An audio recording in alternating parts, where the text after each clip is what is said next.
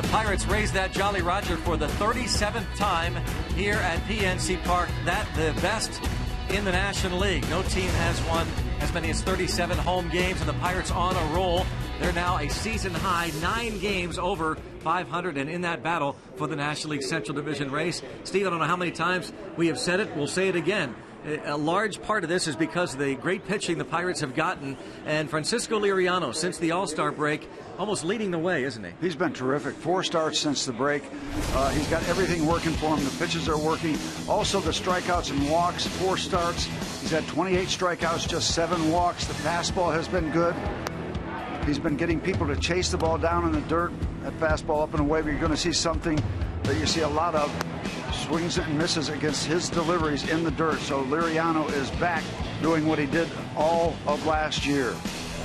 The August pitching numbers are Barrel Automotive League leaders to see where the Pirates starters rank in the month of August, and that earned run average is sparkling 217. It's early, but boy, that's a good trend. Absolutely. You know, we're hearing so much talk about the offense without Andrew, without Walker, Alvarez being away.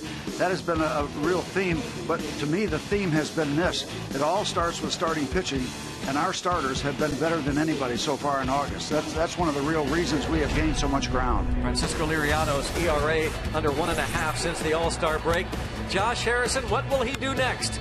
He's been doing everything. Jay Hay has been doing it every day, and he'll be in the lineup leading off tonight as the Buccos take on the Padres coming up next.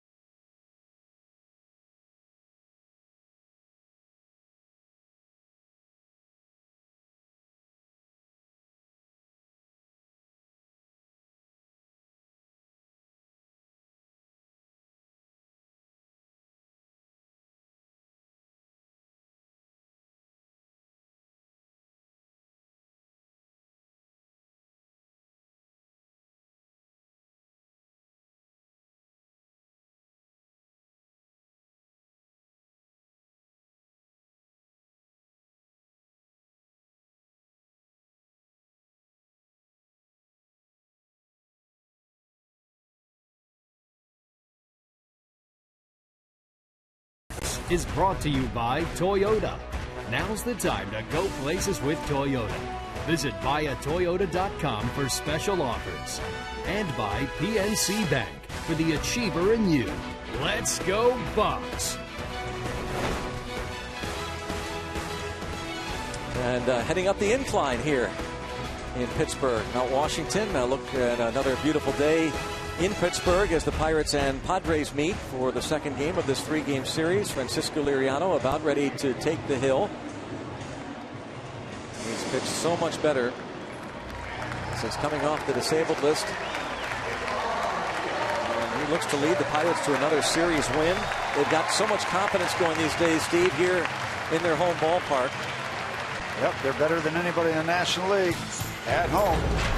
This is the Padres starting lineup. And it is brought to you by Honda. Everett Cabrera, last 4 games, is hitting at a .438 clip. Yangervis Solarte hits second.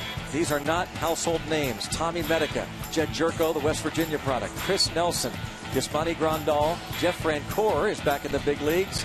Abraham Almonte and Eric Stoltz. But assume nothing. Right. But assume nothing. Francisco will not. He's been around long enough to know that anybody's capable of getting it done. Start number 20. And as Greg said, he has been terrific since the break. He's throwing his pitches, all his pitches, pretty much where he wants to. The control has been good. That's the foundation. And there's no reason to believe that we should not keep it going here tonight. 1-1 in 3 lifetime starts against the Padres. His start in San Diego was a bad one of his worst with the Pirates. He could not find the strike zone. 5 innings, walked 6 batters, despite getting up just 2 earned runs. 1 hit. Yeah, but he was all over the place as we take a look at the defense. Starling Marte in center. Josh Harrison and Gregory Polanco are his wingers. Jason Nix, Shorty Mercer on the left side of the infield. Michael Martinez, Gabby Sanchez on the right side. Russell Martin catches Liriano. That's our Volvo defense. So he bounces around. Josh Harrison, and boy, is it good to see him back out there. That moment last night when he was pounding his fist on the dirt after he thought he was hurt more seriously than he turned out to be on that attempted steal. That was a scary moment. We thought, oh boy, how are they going to get through this? Could have been a broken ankle. Yep. Underway with a strike. I think we got to start a promotional thing, Greg. When we get ready to show the Pirates defensively, show a blank screen. Everybody guess where Josh is going to be, and the winner wins $1 million. Yep. That's a good idea. Couple of strikes. 80 degrees at game time. Switch hitting Cabrera last night led off the ball game with an opposite field bloop double against Vance Worley. Then there was a sacrifice bunt and a sacrifice fly, and that was it for San Diego. That's when it's really good. You hand your pitcher a 1-run lead in the first inning and he runs the table. That is some serious pitching. Serious pitching. Vance Worley. W last night leading the way. Grounded weakly to the right side. Boy, Sanchez went well off the bat. And there's Russell Martin scrambling to back things up. Sanchez went way off to his right. That was odd. Yeah, that was a bad decision. Gabby Sanchez is a solid first baseman, but for whatever reason, he decided.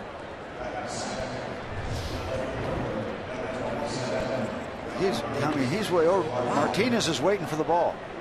And then it becomes an awkward thing because you got to make a longer throw and a stronger throw. You got to lead your pitcher just right. All kind of problems can result, as you see they did. They all did. Liriano, in addition, of course, to the left-hander falling off the other side of the mound. He was a bit late getting there. But I think even, Steve, had he gone full bore toward first base, I don't think they'd get him. A base hit for Cabrera. He's a threat to steal.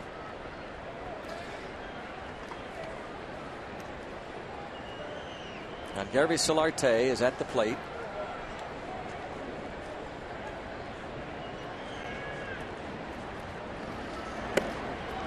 Ball 1. Another switch hitter. Solarte playing in his 16th game with the Padres since coming over from the Yankees in the Chase Headley deal.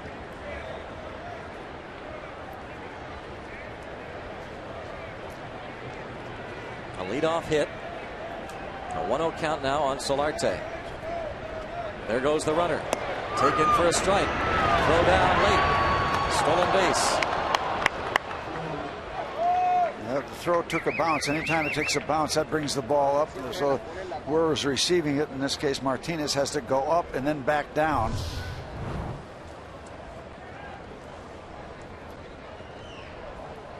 And he is underway. That's a decent jump. That's almost that guess jump of a lot of base stealers, thinking that the pitcher has decided and made up his mind to go to second or to go to home plate, to take off early. And a base hit to left. It's going to be 1-0. Oh, he's going to hold him at third. Oh, Pirates get, for the time being, a break. As Glenn Hoffman decides, with nobody out, to hold the speedy Cabrera. Unless he was supposed to be going and he decided himself not to go. But that, again, for the time being, is a break for Pittsburgh. Is he waiting to make sure it goes through? No, I mean, the hole is so big, you got to understand. Oh, they got to send him there.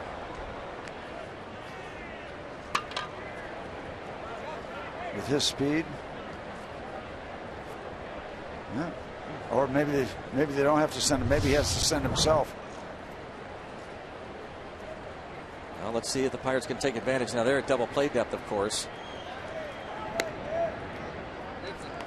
But Francisco has been striking a lot of people out. Those 4 starts, 28 strikeouts, I believe.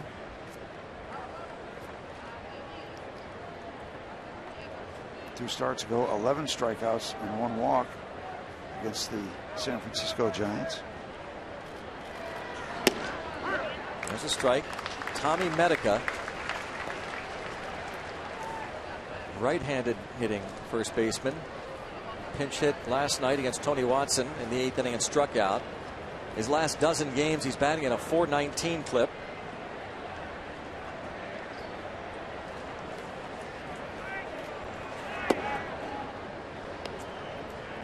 One ball, 1 strike.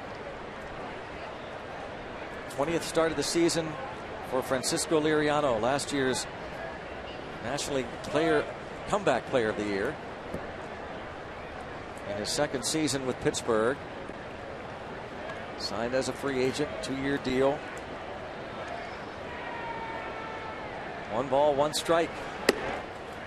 And that misses, not by a lot. 2-1. Ray Searage's staff ERA 3.66 now for the season. It's 9th in the 15-team National League. Padres staff the lowest ERA, and with that they also have the lowest batting average in the league. Padres hitting just .224 for the season. It has been better for them offensively since the break, but still, after that bad start, one group at the top of the heap, one group at the bottom. And it figures to be a little bit tougher to score runs with Chase Headley traded, Kristen Norfia, the veteran outfielder, gone. And that hits him, and the bases are loaded. Bases are loaded, no one out. Can we do it again like we did last night? That doesn't happen very often. And it really doesn't happen very often when both teams go through that exercise. Bases loaded, nobody out, and do not score.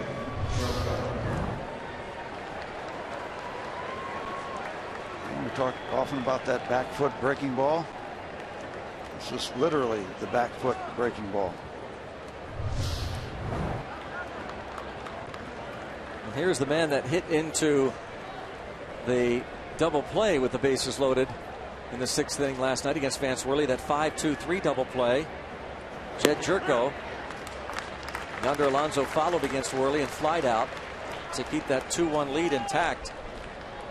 Jay Hay playing left field tonight. Of course, Russell Martin, the middleman of that double play. And we are right in the middle of damage control. And a base hit into center field. At least 1-0. Hoffman will hold the second runner. And still no one out. A 1-0 San Diego lead. Jed Jerko singles home Everth Cabrera.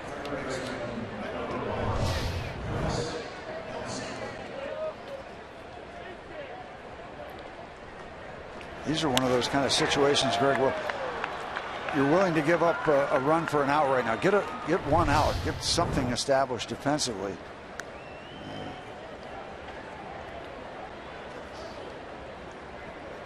Time for some bubble gum in that pocket.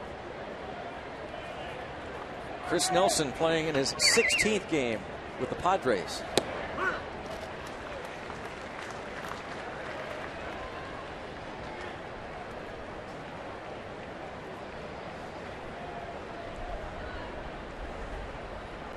Nelson signed a minor league free agent deal after being let go by the Reds. 1 ball, 1 strike. This is going to sound funny, but there's 1 run in, bases still loaded, nobody out. I can live with 3 runs here in the top of the 1st inning. More than that, you know, you start thinking really bad thoughts, but just don't let it get entirely crazy. And tap toward third, a play at the plate, perhaps. There's one. Yeah. They'll take that. Absolutely. Nix to Martin. They'll take that out at no cost.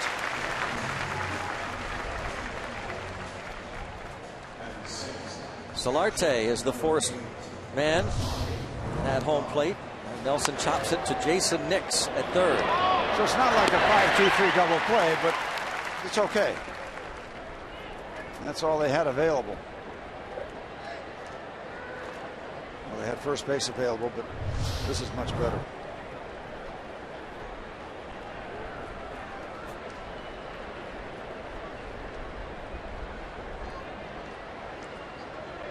Now the ground ball right at somebody. Ball 1.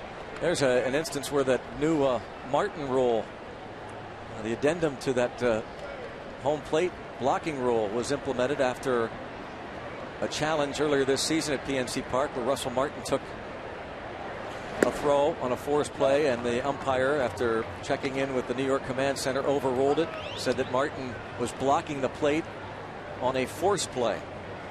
And a short time later, Major League Baseball amended that rule. It doesn't apply on forces at home plate. Now it is 3-0 on Yasmani Grandal. When you think about it, I mean, a catcher has to be. It's common sense. Yeah, pretty simple. Unnecessary rule. There's strike 1 on Grandal. Watch Russell Martin. Again, he can set up there now because the force. Did you see him look down last night? Yeah, to make sure he was at the plate. Yep. That was good. Yep. And once he did that, I thought there was no way he'd get the man at first, but he still did. Yeah. Stepped right out there, established his good angle away from the runner, and threw a BB. High ball. Polanco will go back. Runner at third will tag, and Polanco will throw toward third base. And now they're going to get a man out between first and second. So they'll definitely take it. The run will score. And Polanco will pick up an assist. Nice play by Mercer to go up and get it and tag out Chris Nelson. Thank you, Padres. Yeah, Padres hand the Pirates the third out. Thank you, Mr. Nelson.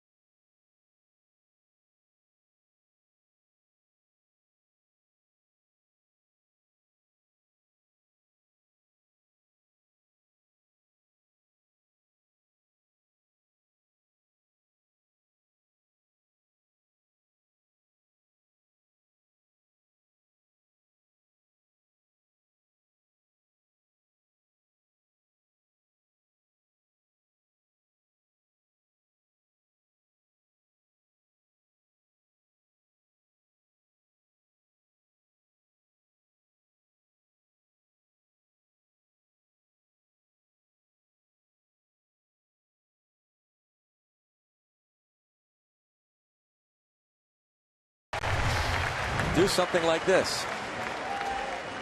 Because they've been doing it and doing it and doing it. What is he thinking? The Pirates will certainly take it. Polanco unloads. Strong headed toward third as I'm wondering if he's got to play at third base to get the guy until the ball is cut off. Mercer goes up. A smart play there to get the sure out. Marte and Polanco.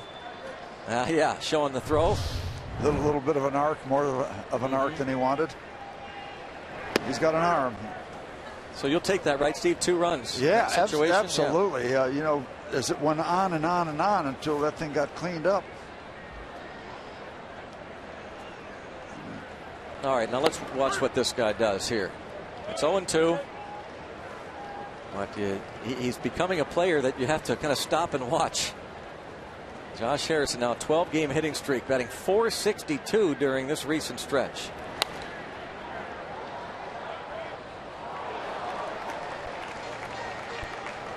Average up to .314. He was 3 for 3 last night, plus a walk. Is it fun for him to wake up in the mornings now? Doing good about. He knows he's going to be in that lineup somewhere. Yeah. He's doing a good job at the office. There. Just slap it to right on an 0-2 pitch. Matter of where it's going to go, not if it's going to go. Toyota starting lineup. Josh Harrison just single to right. That's a 13-game hitting streak now for Jay Hay. Jordy Mercer is next, then Russell Martin and Gabby Sanchez. Starling Marte hits fifth. Gregory Polanco batting .407 this month. Jason Nix, Michael Martinez, and Liriano face the veteran Eric Stoltz. And facing Josh Harrison, of course, is on first base. Right, we come back out of commercial. Where's Josh? Well, he's at first base. We just got him a little bit early. And put the sliding mitt on. Banged that hand last night. Has that ankle wrapped tight. See what effect that has on his running game. Grandal, the catcher for the Padres, has really struggled. He has thrown out 5 in 42 attempts. And Stoltz has been on the mound. Opponents have swiped 9 and 11 attempts. And he's left-handed. Should have the edge. But he's coming off a good start. He beat the Atlanta Braves last time out. By the way, the Braves coming into Pittsburgh. No series, a week from Monday. Monday, Tuesday, and Wednesday. A week from this Monday. Good point. 4-13, 20 home runs given up. And by the way, 0-9 on the road this year for Eric Stoltz.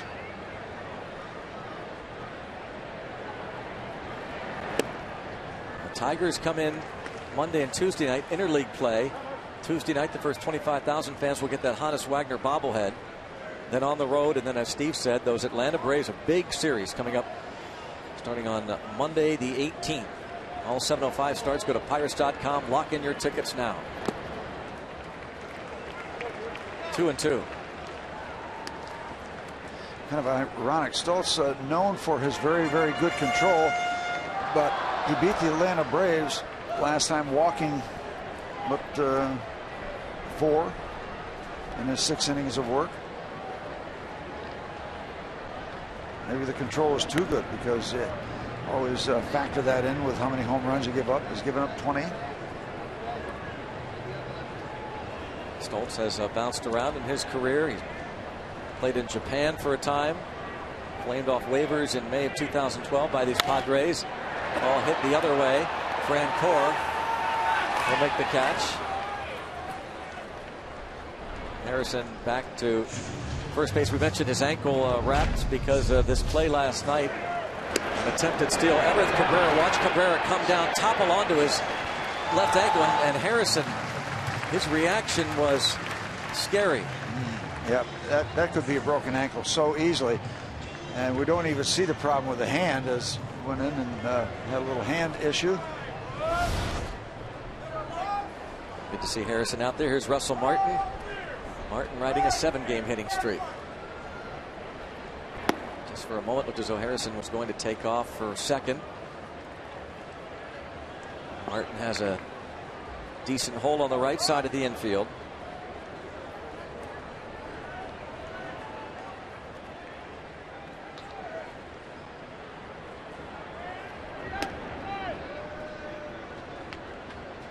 Stoltz time with the Dodgers, Sox, and Rocks. Originally signed by the Dodgers back in 2002, 15th rounder out of Plymouth, Indiana. Went to Bethel College in Indiana. 3 miles outside of South Bend. Little Bethel College, a NAIA Christian school. Just all leads to him becoming a Padre. Yeah, yeah. Backdoor breaking ball. Yeah, that school also, by the way, produced Justin Masterson, the new Cardinal, who didn't pitch so well last night. And how about John Lackey tonight in his second start? 5 innings, 13 hits, 9 runs. The Baltimore Orioles clobber the Cardinals 10-3. So that's back-to-back nights, correct? Wasn't it Masterson last night? Yes.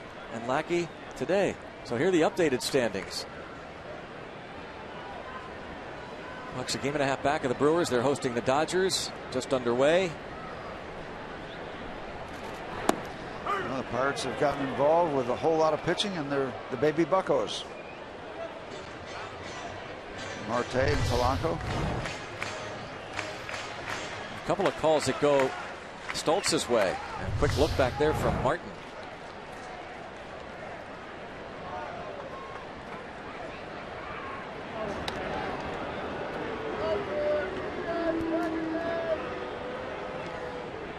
Stoltz 11-13 last year in 33 starts, 202 innings.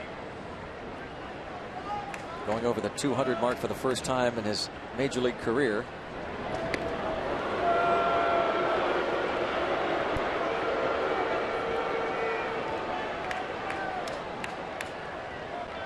Concerned about Jay Hay, his numbers on the season. There he goes. Guessed right.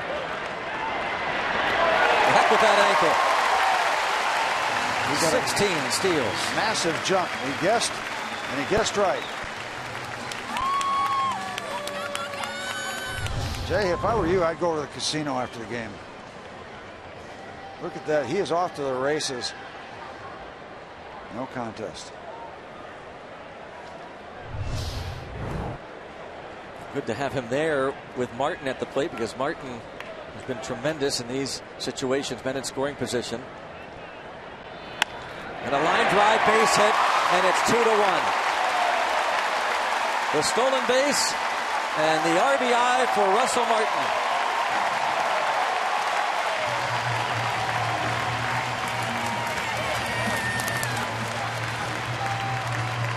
That action we had in the first inning last night.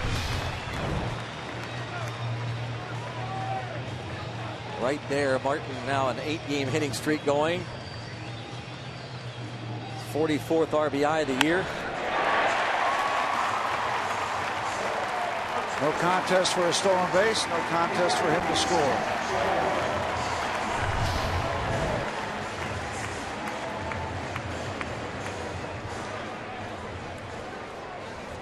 You know what, the Pirates, that streak that they're on when they score in the first inning, like last night, they have won 19 consecutive games when they score in the first.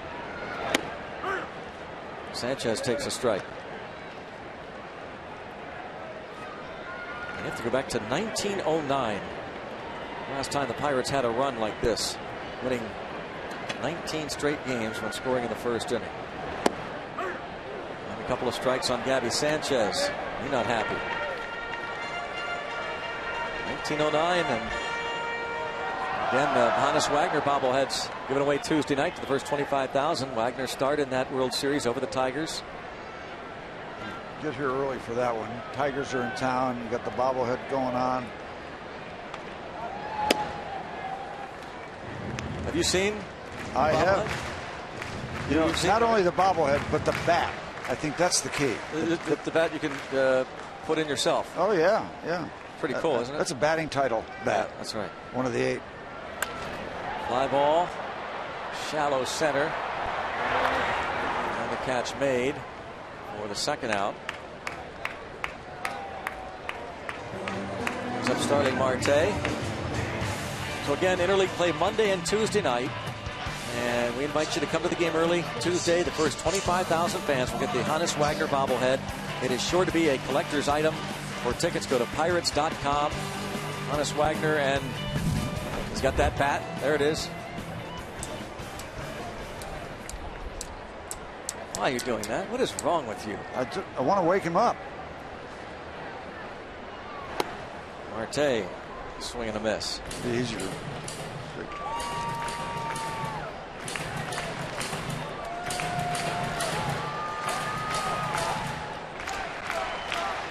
0 for 3 last night. 256 hitter for the year. 0-1 count with 2 outs.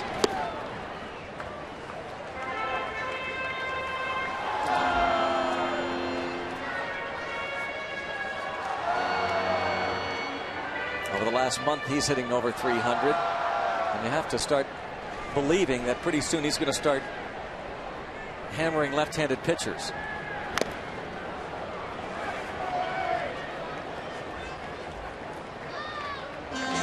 Been okay in these situations, but not like last year. Not yet, anyway. Their career numbers we're talking about. 339 against lefties. Dramatic.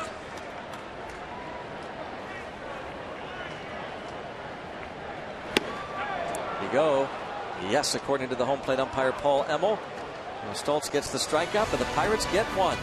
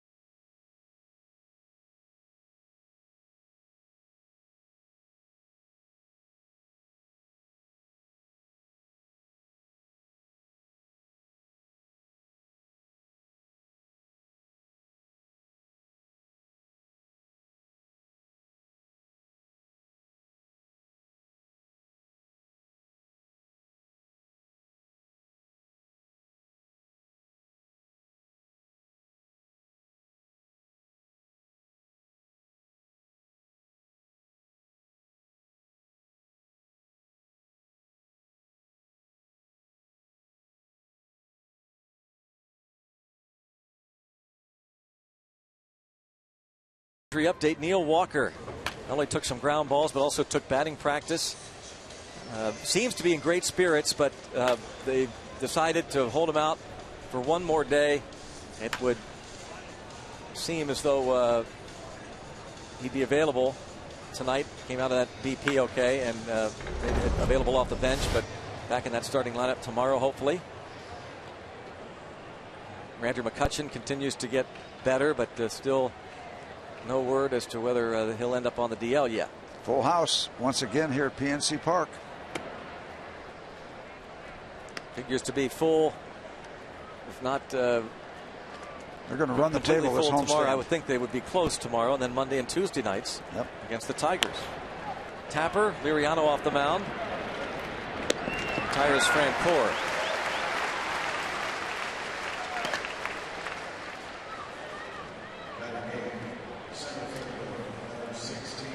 Talking to a lot of folks about being here at PNC Park over the past several weeks, and you could get the sense even last night, Steve, that pennant fever is back. Yep. They approached the game last night. Nip and tuck all night long, and great pitching from not only Worley but Watson and then Melanson at the end to strike out the side. They were fired up.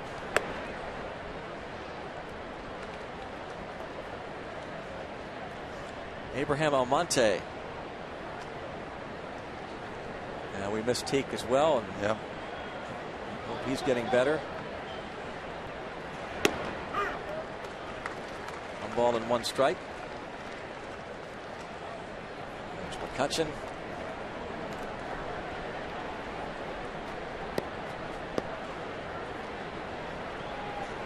McCutchen was having some fun with Clint Hurdle and his teammates last night when he grabbed a bat, put on a batting helmet.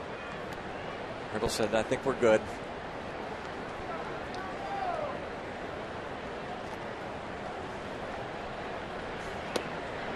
Two and two.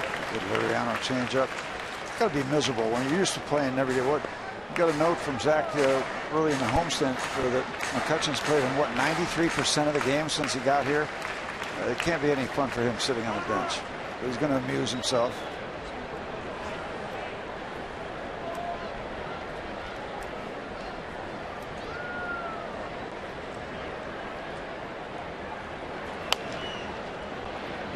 We refer to Zach a lot. Zach, our stage manager. Zach Scavira. All-Star hat on? Yep, 2014. Got it. Do you got one of those? I do. Really? Yeah. Do you have one? I do not. Yeah, well, yeah, that's the way it goes. I was thinking there's one guy that went to the game from our crew. That would be Pete Toma. Yep, Frankie. So Zach's got one, you got one. I bet Frankie you Tim has one. Ready to deliver this 2-2 pitch. Probably Wainer and Walk. 2-2. Yep. Now to Amante. As Steve would say, a lot of streets named after you, Pete. One way. One way. Yep. That's all right. I don't need a hat. Yeah, you do. Just didn't get one. That's all. You need one, you didn't get one. Simple as that. Got that ground ball. You know what I need, Steve? An ice cream bowl. And you do too. And all kids 14 and under will get one tomorrow. Not until I get my 14 of them. Thanks to Sincerely Yogurt. 1:35 start. The Pirates and the Padres. Come early for the #1 Cochran Family Fun Zone on Federal Street. After the game, kids can run the bases. Presented by Kennywood.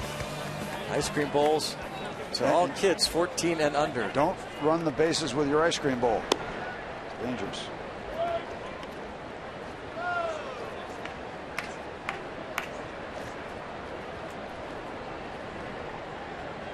Here's Eric Stoltz.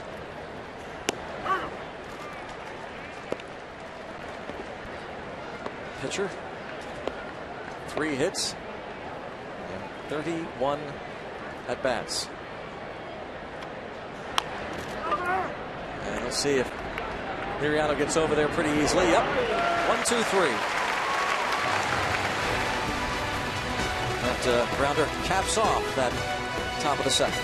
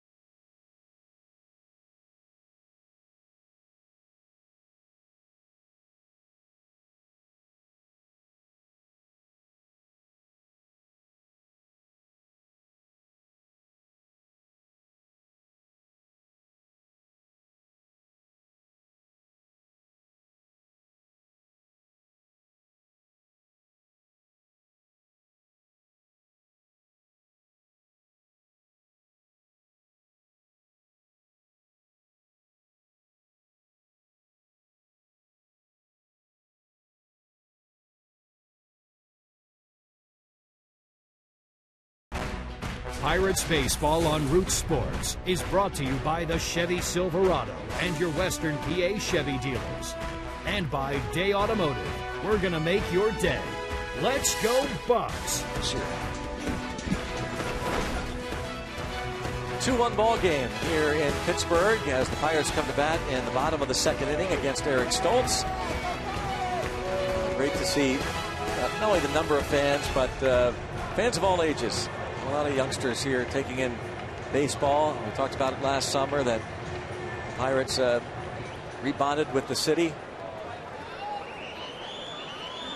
All the Pirate t-shirts and caps, paraphernalia all over town. Here's Gregory Polanco.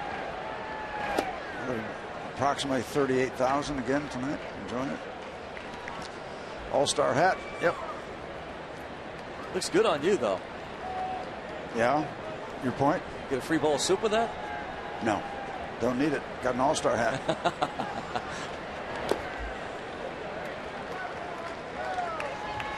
2-0. There's a nice hat there. Now that if Toma brought that for me, I'd wear that one. That's a three-pointer there.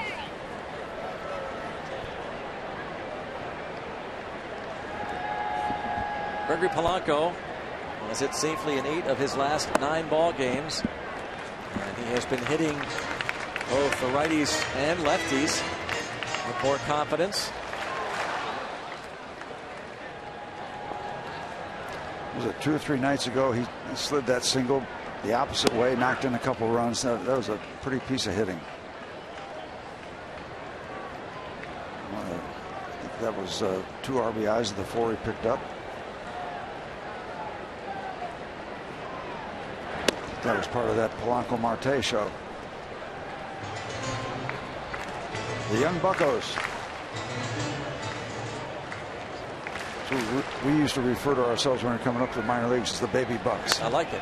The baby bucks. A fly ball hit well to right center field, but Franco is there. As Polanco lines out to right center to begin the bottom of the second inning. Stoltz has done a decent job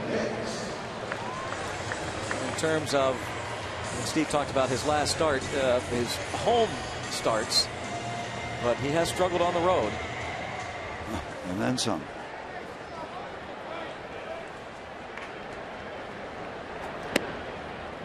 This is his second career appearance against the Pirates.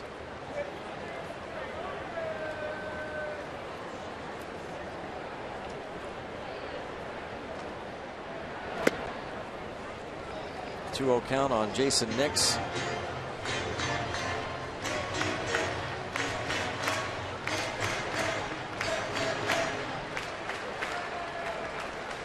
Nix is playing in his 5th Pirates game.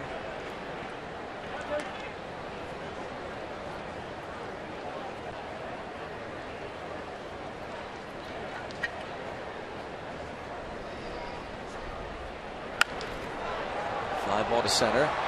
Almonte for the second out. It will bring up Michael Martinez. Well, as always, we want to see how you root for your Pittsburgh Pirates. Why not be our AT&T fan photo of the night? Show us how you root for your Buccos. Show your Pirate pride. Submit a picture via Twitter. Use the hashtag BucsFanPhoto, and we'll show them tonight during our broadcast. Let's go Bucks. Yeah.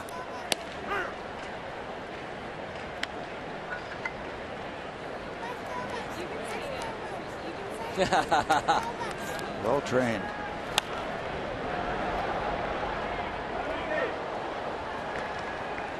Oh, 2 on Martinez. You know, 5 hits and 31 at Pirate at bats. You read all kind of things about a pitcher, the resume, all the things they keep track of, and I'm starting a story with 2 outs, and there I go again. Well, you put a couple years in the broadcast business, you'll learn. Where's my hat? Where's my hat? Rookie mistake.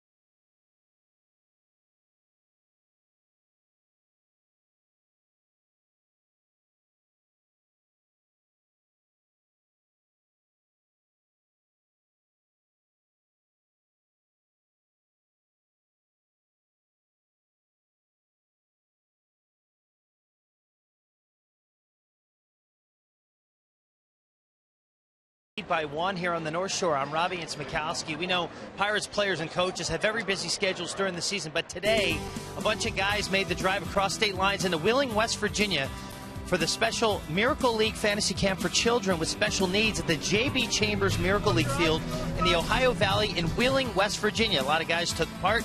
President Frank Coonley, along with Clint Barmas, Ike Davis, Charlie Morton, Stormy Pimentel. There's Barmas right there, working with a young baseball player. And the Pirate Parrot were there. Greg and Steve, was a great day. The camp's focus is to provide youth with special needs the chance to learn and play the game of baseball while being able to provide a similar experience to MLB's camps and clinics. And I asked Charlie Morton about it. And the unique thing that he said, it was so rewarding, as much work as it takes to put a Miracle League field together and to get these kids the opportunity to play the game of baseball. That's how rewarding it was to see all that work go in. That's how much we as baseball players got out of it. And boy, they had a heck of a time, and I'm sure those kids did as well. It's so neat that they've started to build these Miracle League fields all over the country now, and the Pirates have been a part of a bunch of them. Some here in Pittsburgh, and as Robbie just said, down in West Virginia, down in the Bradenton, Sarasota area. It takes the effort to build these special needs ballparks, the rubberized tracks to allow for the wheelchairs, and then once they're built, not just to be done with it, to continue to be a part of the opening days and the fantasy camps that they have in the leagues, to see their smiles.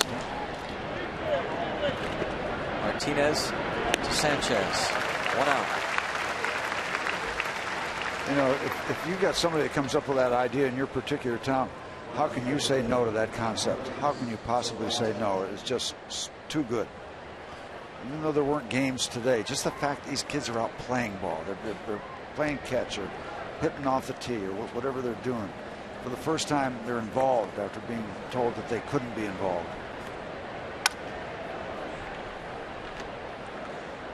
A little string going now for Liriano.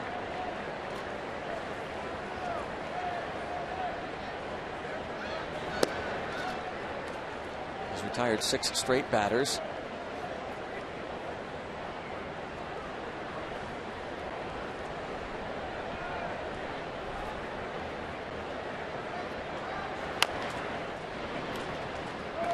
One ball, 1 strike, the count on Yangervis Solarte. Solarte signed with the Minnesota Twins as a non-drafted free agent out of Venezuela. Spent 6 years in their system and signed with Texas. Was with them for a couple years. Started off this season with the Yankees. Had a great first month of the year. His first taste of the big league, surprised by that strike call from the home plate umpire, Paul Emmel.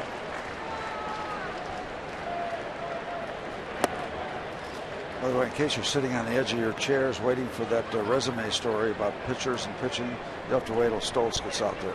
It's about him. I knew you were anxious about that.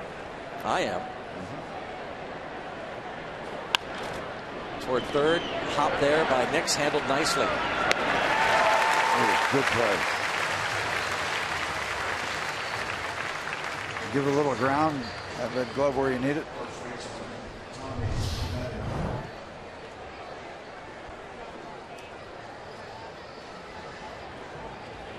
You guys are spoiled. It's not the most difficult play in the world, but it's not the easiest either. Did a good job with it.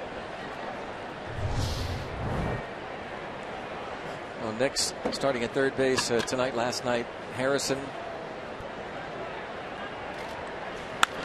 And a ground ball to short. Mercer to Sanchez. 3 ground ball outs. Team President Frank Coonley is going to join us next.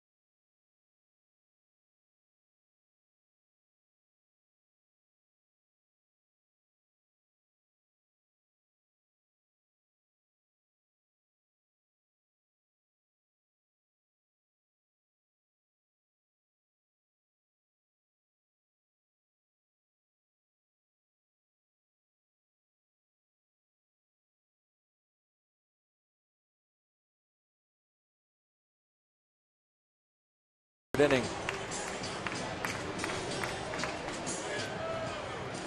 Another great hat. You don't have that, do you, Steve? No. No. But you know what the score is, though. Yep. You missed the parrot hot dog shoot, but he's mad at you. All baseball, Greg. All baseball. Yeah, that's you. Dejected parrot. Steve was not at the ready. Strike, it's 1-1. Getting back there at Stultz. Yeah, tell us his story. Been waiting for 2 innings now. Come on. They rank everything. He is supposed to be ranked among all major league pitchers with the slowest changeup and the slowest curveball. Really? The slowest. Fascinating, isn't it? What else? What else you got? It's not as good as the linear weight note we had on a pitcher last night. Padre notes about the linear weight of his fastball. Any idea what that means? No. Third strikeout for Stultz. One time through the order, he's given up a run on 2 hits.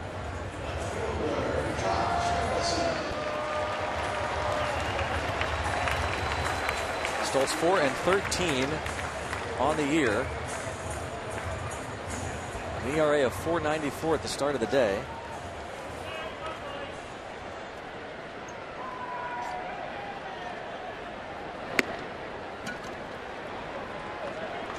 Usually throws a lot of strikes. And really slow off speed stuff. Yes.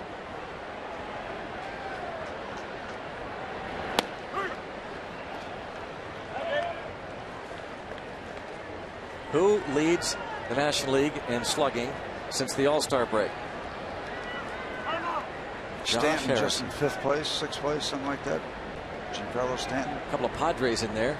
Steve talked about how the Padres have been better offensively since the break. Harrison's 13-game hitting streak now is the longest of the season by a Pirates player. Well, eventually you're going to have to give him a day off, aren't you? Eventually. There's Medica on that list.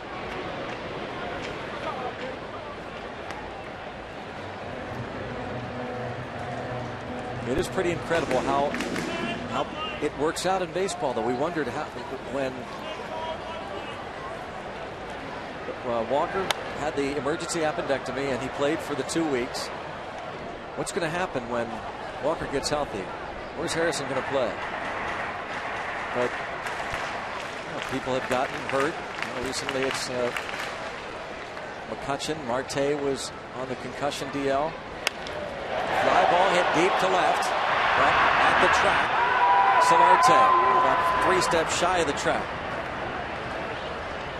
Well, we've come to the point where we've got a so-called part-time player needing a day off, maybe. Marte reacts. Thought that ball was, come on, Wynn. Blow it out of here. Really not much of a breeze. That ball kind of died a couple steps in front of the track. You're familiar with that action, aren't you? A lot of your color guys, ball goes up in the air, we all wave like it's out of here. Yeah. It's out of here. A lot of them get caught like that. Well, there's a breeze.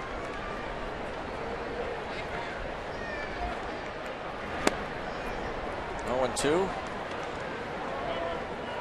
Mercer flying to right in the first.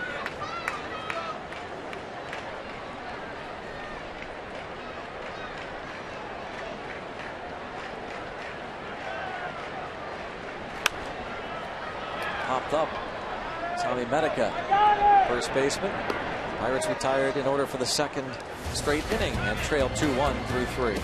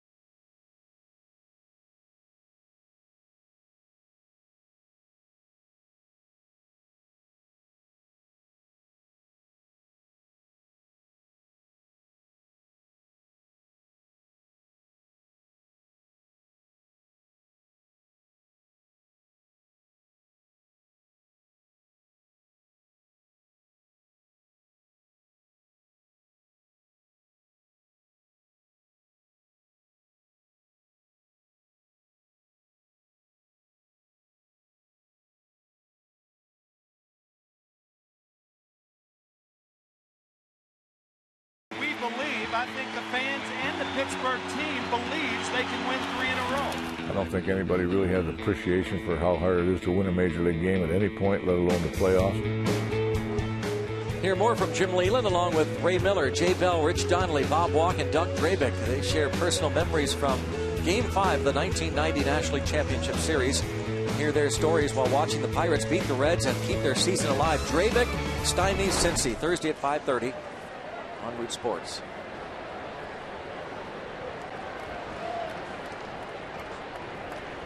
Jed Jerko singled in the first. Driving in the first run. Waiting for the Bucko bats to wake up. So the baby Buccos. I wonder if we're going to have a repeat of last night's business. Action in the first inning. Now both pitchers seem to have settled down. I just don't like the way it looks. The wrong team's got the 2.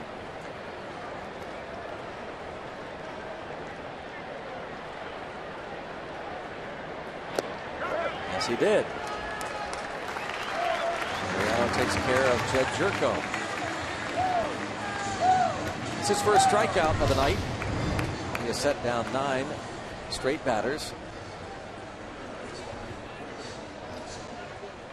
The chase in the dirt.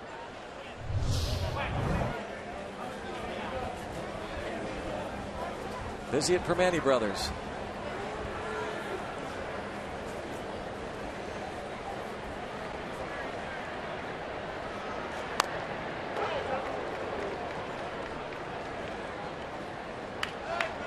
Chris Nelson bounced into that 5-2 force play and then was doubled off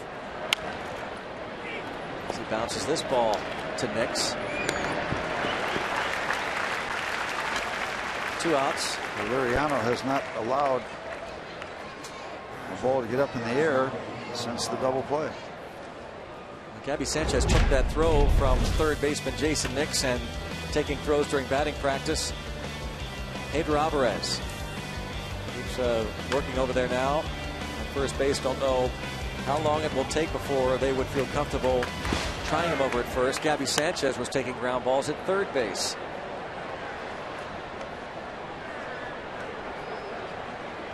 And Clint Hurdle didn't dismiss the idea that Pedro would be back at third at some point. Pedro certainly thinks so. As Neil Huntington told us yesterday, Pedro still thinks of himself as a third baseman.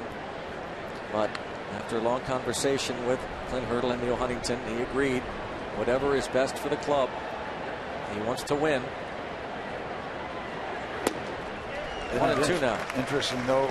We've basically heard pieces of that kind of conversation ever since the Pirates signed him.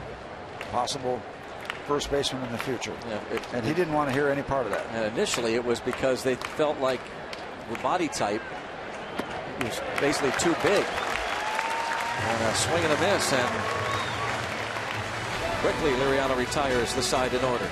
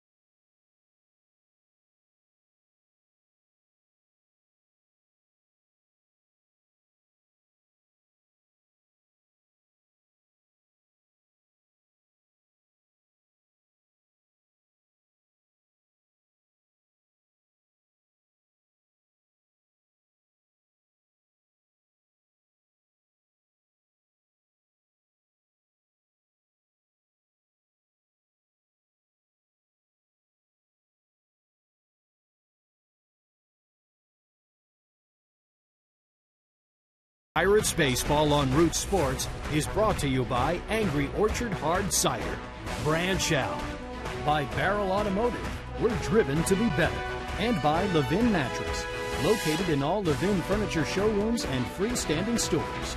Let's go Bucks! Russell Martin steps in against Eric Stoltz in the bottom of the 4th inning. Martin, RBI single in the first, the only 2 hits against Stoltz. Harrison's leadoff base hit to right. And Harrison stole second, and then Martin delivered the RBI single.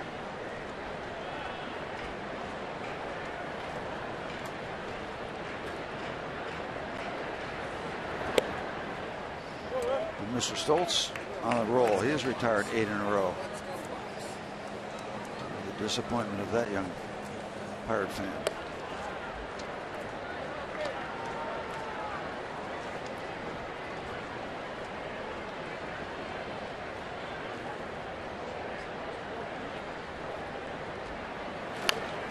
Bounced foul. Martin just continues to get on base time and time again. That looks like Robbie's okay every time that ball. Doesn't matter. He is not okay. The speed. Let's see. He got out of the way. He's scared. No, he got out of the way. No, he's scared. No. No, he's not scared. He just made sure to get out of the way. Very thin line. That ball was, out of the way, that ball was hit so hard there. You know how infielders sometimes have a tough hop handling a ball? Yep. I had one there and the railing behind me, and I feel like wearing it. Fly ball deep to left. Can it stay fair? Foul ball.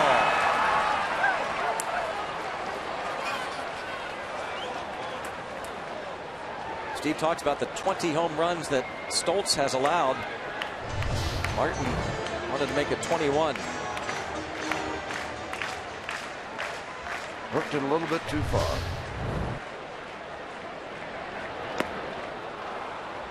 And he'll be down on strikes. He'll throw to first to complete the K.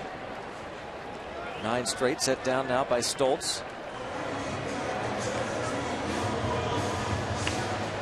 He'll bring up Gabby Sanchez. That's how quick it can change from a possible home run to a strikeout.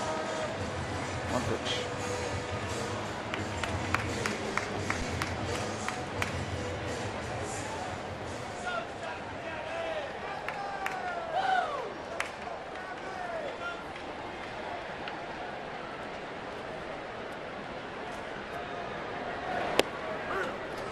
Notice the speed on that, 67 miles an hour. He has one of the slowest curved balls in all of baseball.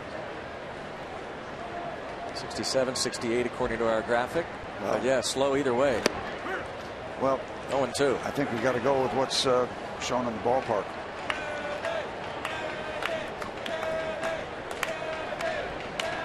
Oh, 0-2. And bounce toward third. He is retired on a fairly close play at first base. 2 down. So 10 in a row retired by Stoltz. Well, they're also talking about all the statistics that talk about how the Pirates are one of the better fastball hitting teams in baseball, and now they struggle with the off speed. They are struggling tonight against Stoltz, who features a lot of the very slow. Another one there, 69 miles per hour. Breaking balls and off-speed pitches. This ball hit toward the left center field gap and over and past Solarte. Marte hits it past Solarte for the double.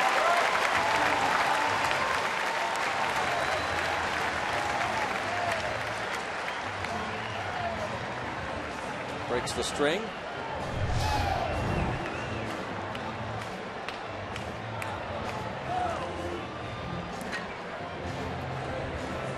Double by Starling Marte. And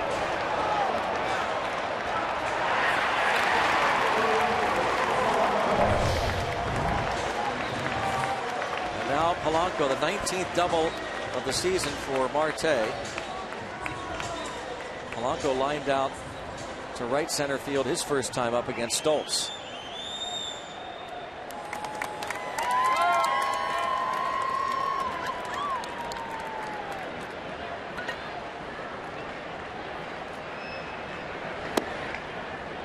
1. 4 hits in his last 5 at bats with men in scoring position. Let's see if he can serve something in the opposite field here if he gets that hook. Favorite weapon of lefties to left-hand batters. Down and away. Like that.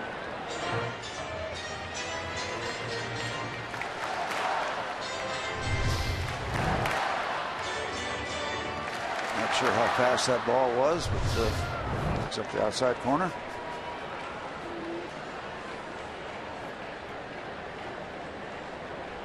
One ball, one strike on Polanco.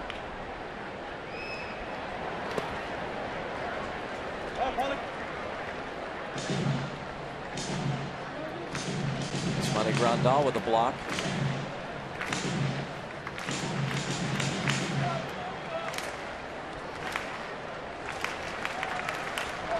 Eric Stoltz, 34 years old, 6'2", 221 pounds.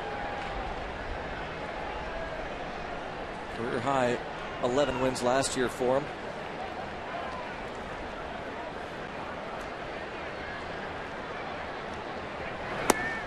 Lays off.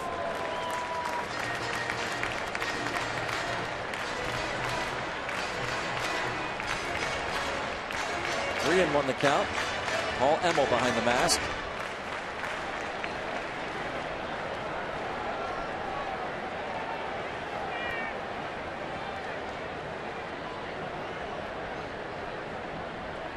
Three and 1. Broken bat, roller toward the right side. Well, he hung it too and got away with it. Medica on to Stoltz.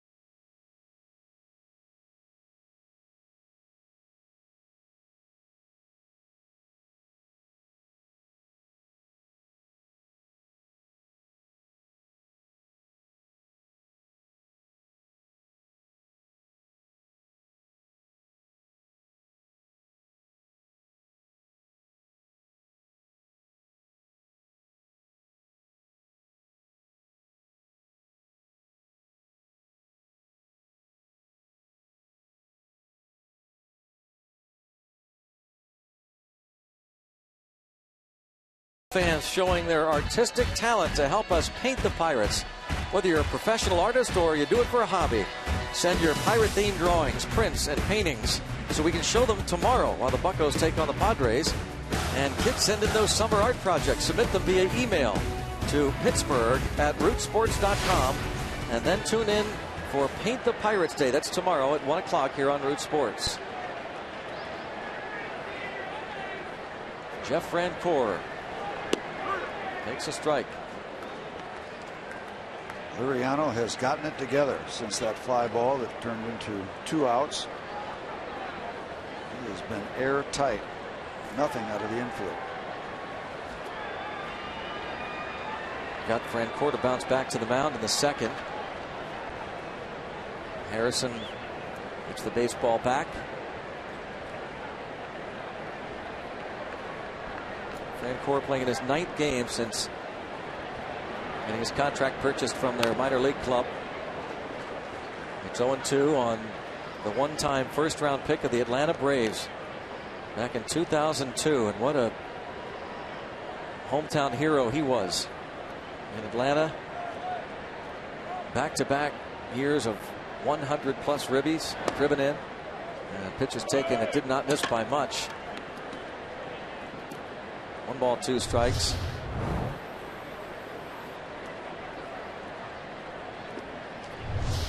You can get that call on occasion. Tough play here. Nix all in one motion. Got him. Boy, is that a sweet play. Jason Nix. That is so good. He did not have any time at all. I didn't think he had a chance to make that play. That was smooth. From the time he got that ball to the time it was released was no time.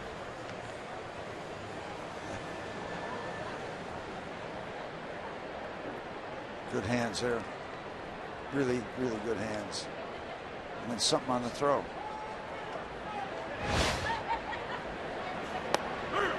Strike on Abraham Almonte.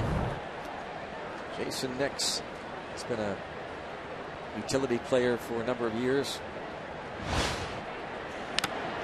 And fouled off. That's 0-2. Nix became available when Nick Franklin was traded from Seattle to Tampa, part of that David Price trade.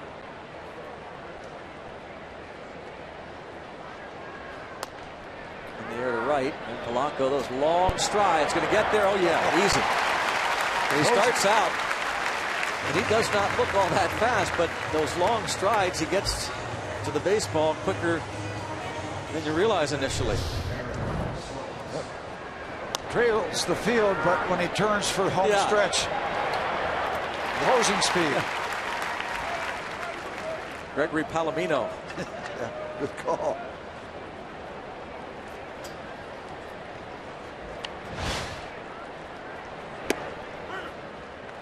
Stoltz, he bounced to the mound his first time up. Hit .250 last year.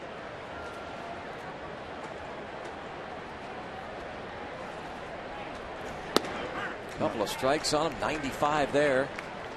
0-2, and Liriano means business. All that speed before Gregory came up about the Pirates maybe having the fastest outfield in baseball. Well, maybe that's going to be true. Oh, 1, 2, 3.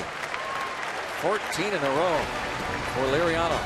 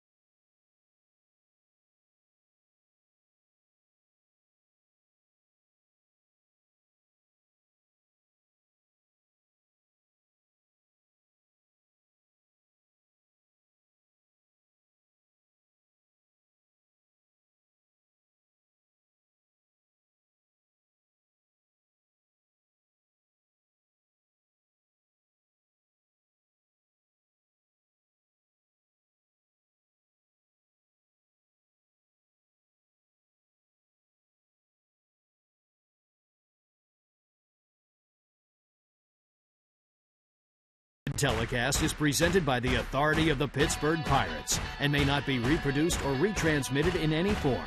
And the accounts and descriptions of this game may not be disseminated without the express written consent of the Pittsburgh Pirates. MLB.tv Premium, the #1 live streaming sports service, is celebrating 12 years. Join the millions of subscribers Watch every out-of-market game live in true HD on over 400 devices. Visit Pirates.com for details. Pirates trailing by a run, and Eric Stoltz matching zeros now with Francisco Liriano. Listening to Tim and Bob there. That headset.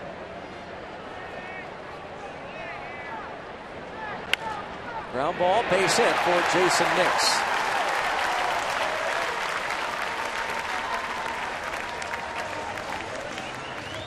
Leadoff single for Nix.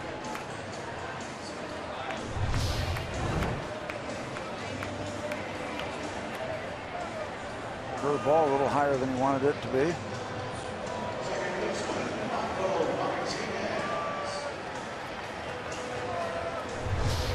Nix collects his second hit in a dozen at bats with Pittsburgh. Now Michael Martinez.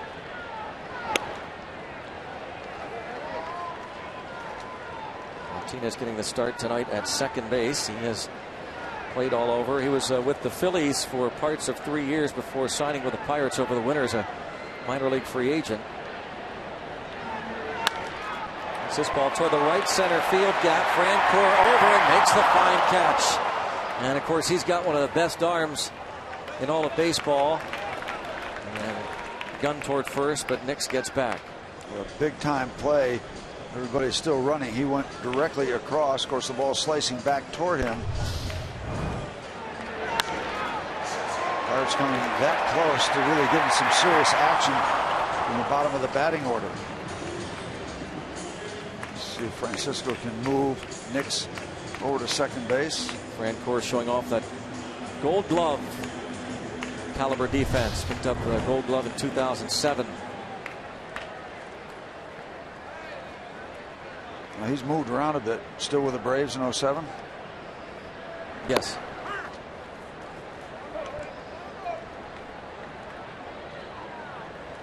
Parts of 5 years with Atlanta. Was traded to the Mets in 2009 for Ryan Church. Remember Ryan Church? Yep. A time with the Pirates. Bunted foul, and it's 0-2 on Liriano. Has 3 sacrifice bunts.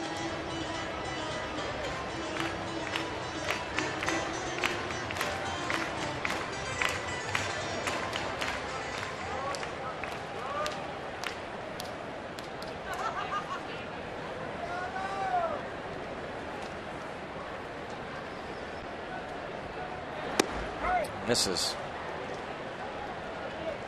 Not able to do it. Trying to get that bunt down, and he fails. Cannot help himself. Josh Harrison will come up. It was on this date in history, brought to you by Day Automotive.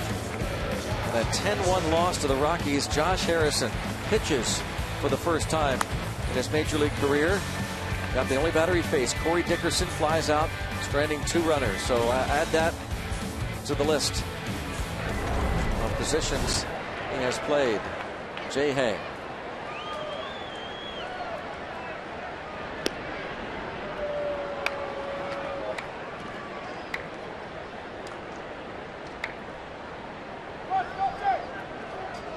Nix has not run much during his big league career, but when he has, he's been successful. In the dirt. Harrison shrugs his shoulders. Singleton stole second in the first inning, and then scored on the Russell Martin hit.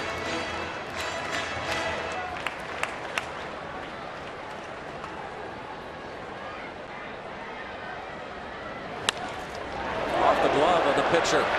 Shortstop. Oh, nice little flip, but no chance to get Nix. And Cabrera, a little flash. A base hit for Harrison. He's 2 for 3. Can't stop Josh. This one's going to go up through the middle and knock it down. Still trying for the spectacular behind the back force out. That one doesn't work. Looks great when it happens. Action. How about that? Golf building. Full moon going to be official tomorrow night. Super moon tomorrow night. Yep.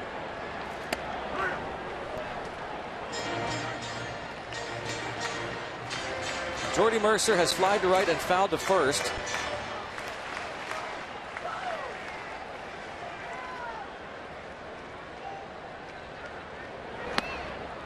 Stoltz out in front 0-2. This slow stuff has the Pirates on their heels a bit.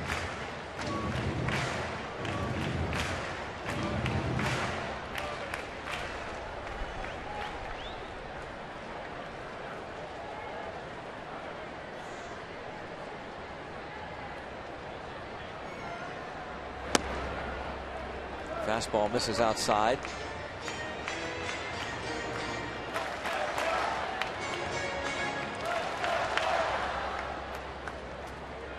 Looked up and saw the pitch count at 79. I thought that was just pitch speed. Oh, yeah.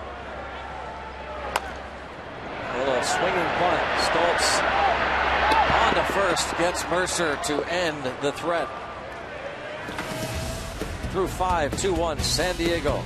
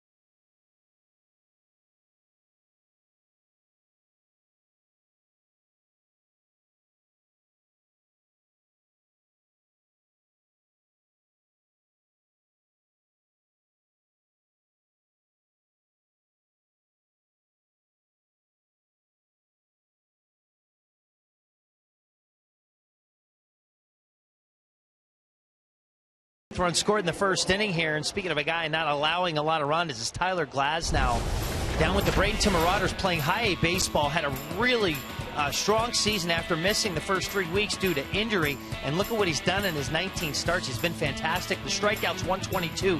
That leads all minor league baseball since he made his debut on April 25th. And I asked Neil Huntington, Greg and Steve, about this, and he told me Glasnow's commanding his fastball better, and his changeup is becoming a legitimate weapon for him. He's really been getting swings and misses in the strike zone, which sounds like it's not a big deal when you say it, but some major league pitchers aren't able to do it. Now, one thing he mentioned was a possible promotion to the Altoona curve.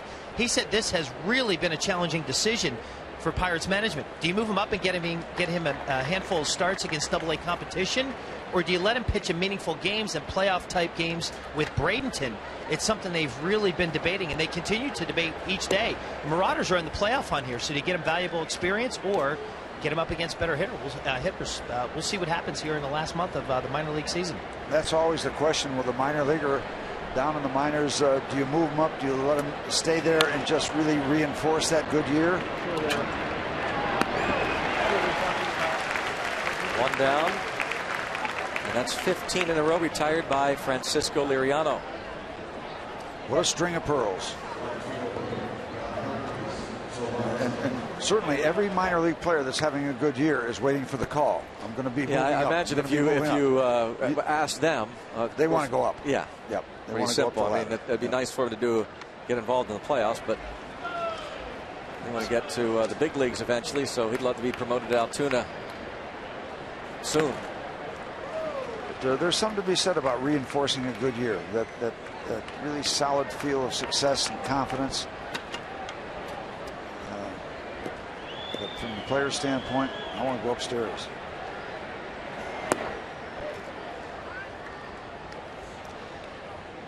what a remarkable string of starts this rotation is putting together, and it all starts there. I mean, that's the foundation of everything. I've said it 1,000 times. When in doubt, make the play. I'll tell you if you got to go back and redo something. Jason Nix does. And what's one of the finest days for a major league starting pitcher? If you take can take a look at where that comes up off the body. Had a shot at Vance Worley. There's nothing better than pitching a good major league game, coming to the ballpark the next day. That is fun. There he is along with Pedro. Good job he did. So impressive, pitching with the lead. Oh, we get the redo, Jason. Okay. Another ground out. Francisco Liriano has retired the last 16 San Diego Padres hitters since Jed Jerko singled in.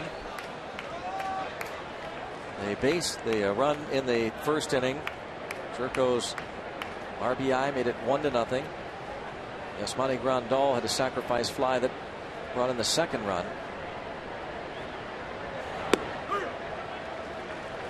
Tommy Medica has been hit by a pitch and bounced to short.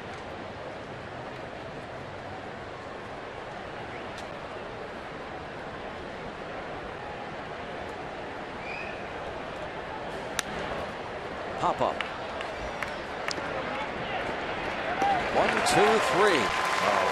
For the 5th straight inning for Liriano. Bucks need to get him a run or two.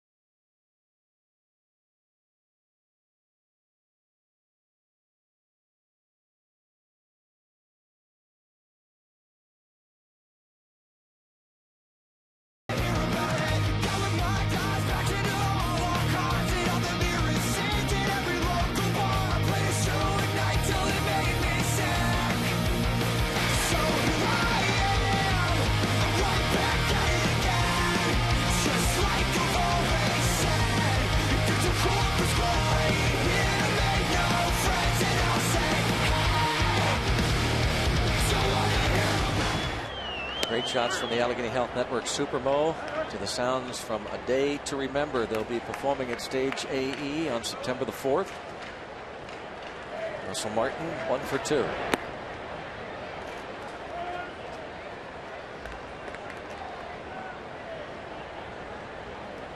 Another gorgeous night in the Berg.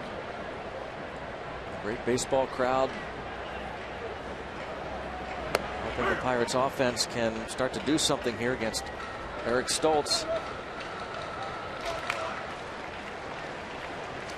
4-13 on the year, but not looking like that tonight. Just missing that inside corner.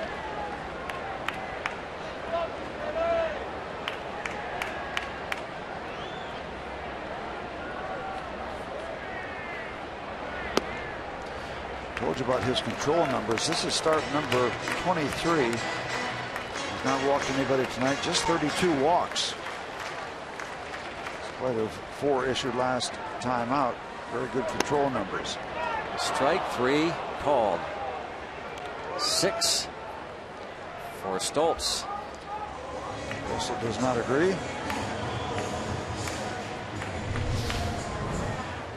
Not one pitch in the strike zone. Wow.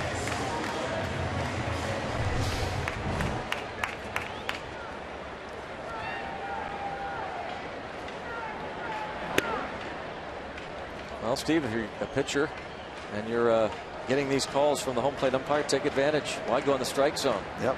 And Russell Martin did not swing at one pitch, and not one pitch was in the strike zone. And Stoltz got him looking. Yep. Just work it as a pitcher. You've been around long enough to know that. By the way, I mentioned 32 walks. 2 of them were intentional walks, so 22 starts, really basically 30 walks. Exceptional.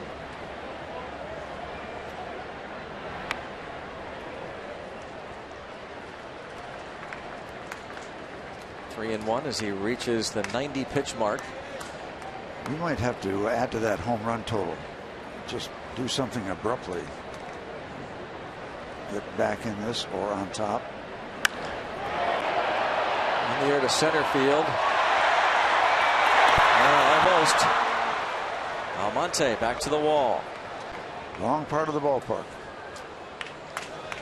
Pirates and PNC Bank team up to bring you discounted tickets. Save up to $10 off tickets to every weekday matinee and Friday home game just by using your PNC Bank Pirates debit card at the ticket windows. Or you can go to pirates.com/piratescard. It's a fireworks night, so the barges are in place. Oh, he hung that pitch, and Marte waited on it. Solid single to center. Marte 2 for 3. Now, would he try to guess right, as Josh Harrison did in the first inning? Take off for second base. Yep. That's what you do to those kind of hanging breaking balls, no matter what speed they are.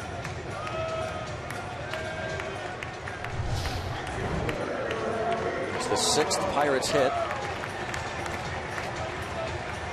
Gregory Polanco has lined out to right center and hit a broken bat bouncer to first. If you hear some booing, it won't be because they're going to be booing Polanco. They'll boo the pitcher for throwing over to first base. I would predict a throw or two. We'll see. Not here.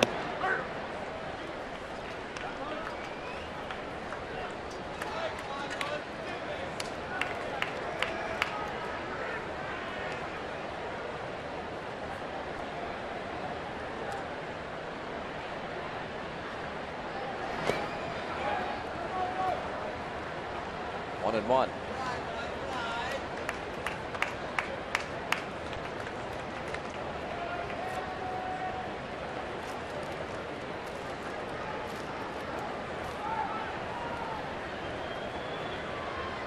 Marte wishing he had taken off on that pitch.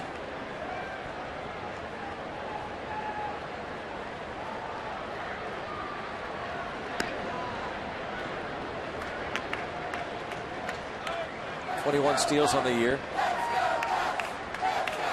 Left field Looney. Look at that guy right in the middle. The King Looney. Yeah. Captain Morgan. What a great name. Captain Morgan. Ross. Chopped again to first base. Polanco retired. The Pirates strand a man. On to the 7th inning. Still a 1-run Padre lead.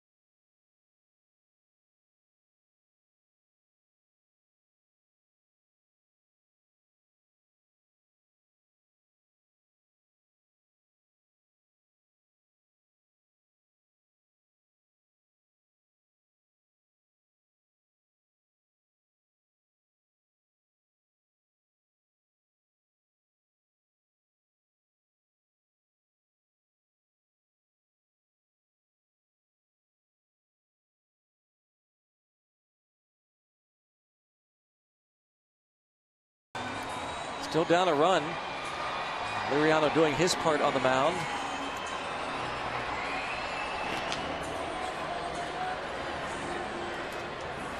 Liriano just has thrown 72 pitches in his very efficient 6 innings. Probably half of them in the first inning. He hasn't been very active in adding up the totals since then. At 22, and it's gotten real good.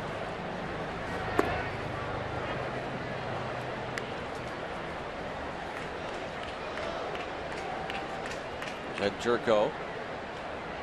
RBI in the first inning, struck out in the fourth. Been a little bit of a theme for this good run that the starters have had. Maybe some early issues, but getting it together very quickly and getting the Pirates deep into the ball game with good pitching.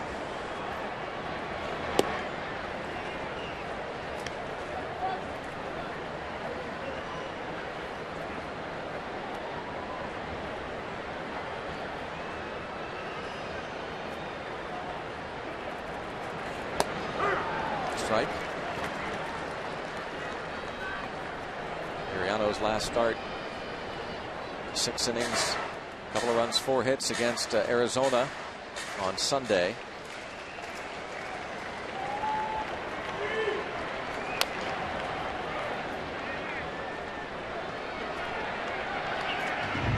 And with this string of strong starts, the Pirates, for now, have gone with one less pitcher. They designated for assignment reliever Ernesto Frieri.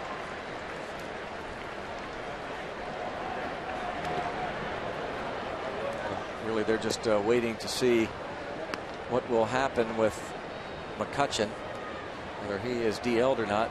Doesn't sound like Walker will be.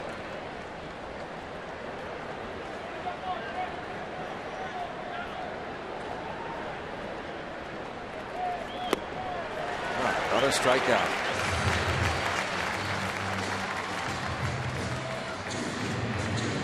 One away. AT&T fan photo of the night. We've got the Onion here at the ballpark. And look at this from Killarney, Ireland. In front of the Ross Castle in Killarney. They raised the Jolly Roger flag. How about that?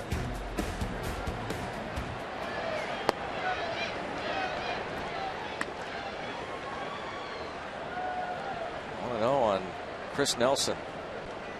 Well, maybe that shot from Ireland will give the Pirates some luck. Oh, stabbed, knocked down by Liriano. A low throw, but no problem for Gabby Sanchez. The beat goes on. He has not worked a pitch from the stretch since the first inning.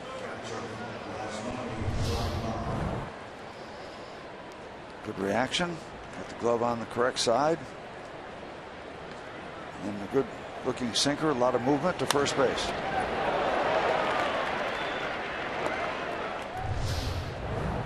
Two outs in the 7th inning. A happy birthday wish going out to Anna Wardle, 98 years old today. Happy birthday, Anna. And congratulations to Jerome Nadio. He married Jessica today. Mr. and Mrs. Nadio. Congratulations. Jerome works one of our RoboCams. His dad Dale has been part of our crew for a long time. So congratulations. 2-1 on Yasmani Grandal. 2-2.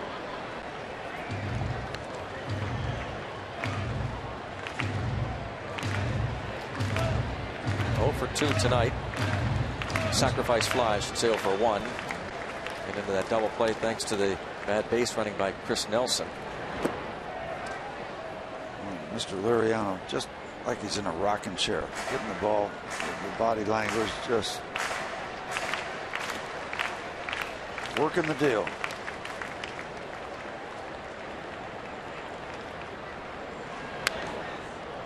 might see him lifted in the bottom of the 7th inning. As Clint Hurdle said, he could have gone more in his last start, but had to use a pinch hitter. And he's due up 3rd in the bottom of this inning. Free pass ends the string of 19 in a row, having been retired. I thought the real foundation for Worley last night was his control. He finally walked one later, as Francisco just did here. Worley's walk was issued in the 6th. Apparently upset him, because then he got a double play and then struck out the side in the 7th. Saw those ground ball outs. Francoeur has grounded out twice.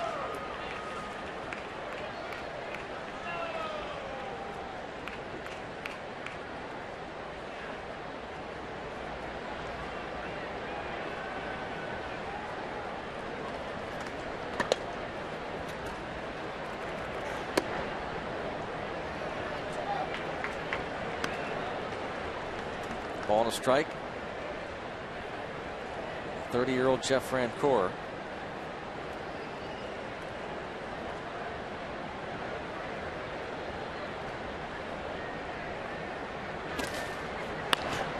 Another ground ball. And the final out. 6-4 on the force.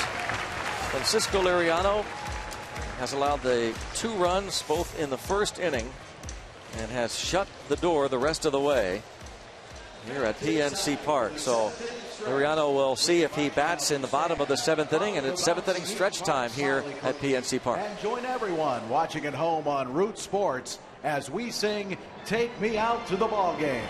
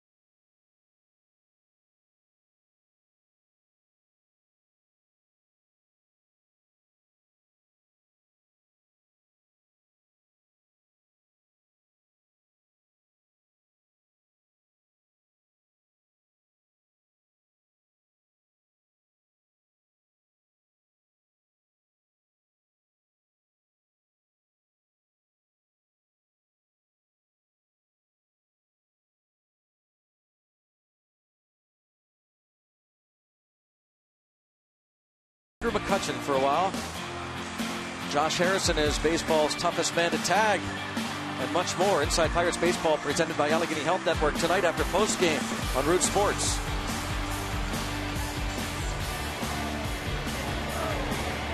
Relive those 2 incredible rundowns. Josh Harrison, one of Andrew McCutchen's biggest fans right there. Wishing him well. And now Jason Nix moves off the bottom of the 7th inning. He has 1 of the 6 hits. Having a good time. Oh yeah, Friday night at the ballpark. It'll get better. Yeah, even more fun if Pirates could score a run or 2. Yeah. Jared Hughes gets ready in the bullpen for Pittsburgh. Nix, a line drive, base hit. Jason Nix with 2 hits. He led off the 5th inning with a base hit. And Michael Martinez lined out to right, and Francisco Liriano failed to get a bunt down. That ball upstairs, and Nix did what you're supposed to do. Also, a couple nice plays with the glove for Jason Nix. He's had a good night. Tony Watson joins Hughes, and now the bullpen getting ready for San Diego. Martinez drops down the bunt. And And the out recorded. Sacrifice. 1-4, and Pedro Alvarez. He got a great reaction from the crowd last night when he was announced as the pinch hitter. Somebody said, you know, everybody wants Pedro to do well. Alvarez is going to be announced as the pinch hitter. And let's go Pedro. Listen to this. Without prompting from anybody, listen to this.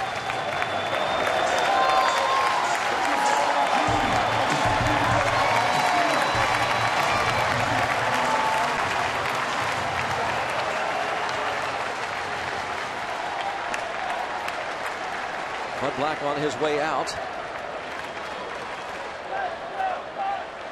Stoltz has reached the 98 pitch mark, and Padres' very strong bullpen will be called into action.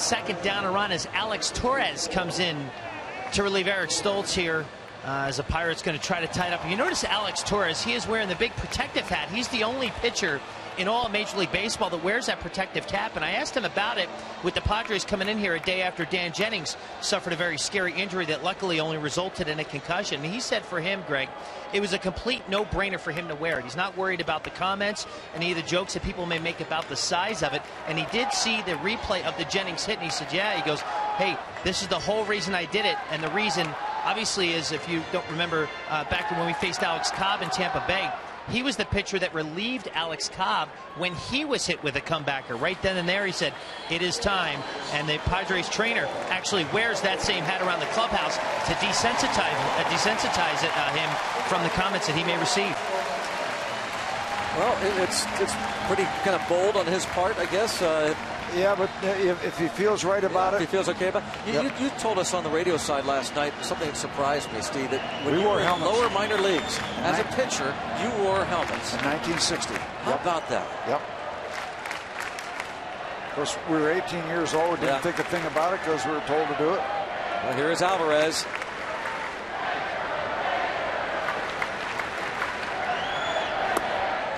Fastball away. Pedro Alvarez was 1 for 2 against Alex Torres in San Diego back on June the 2nd. Tim Stoffer lasted just 2 2/3, and Torres came on and pitched a couple of innings. Struck out Alvarez, then gave up a base hit to him. 43 innings, 39 strikeouts for this lefty. On it away. Just got under that one. Just missed it. Fastball hit in the air to center. 2 outs. Certainly wanted him to succeed, as you could hear in the background. 38,000 people wanting him to succeed.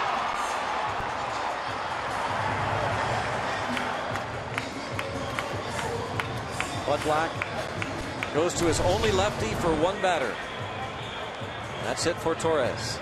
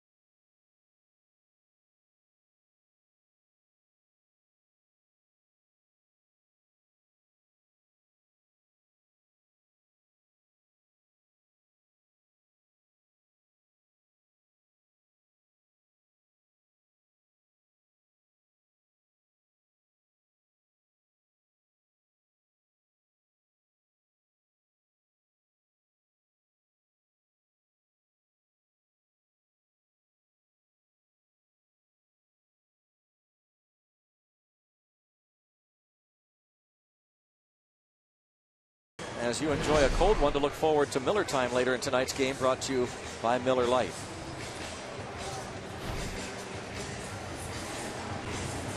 It's okay. Josh is here. He'll face right-hander Nick Vincent. Strikeout guy.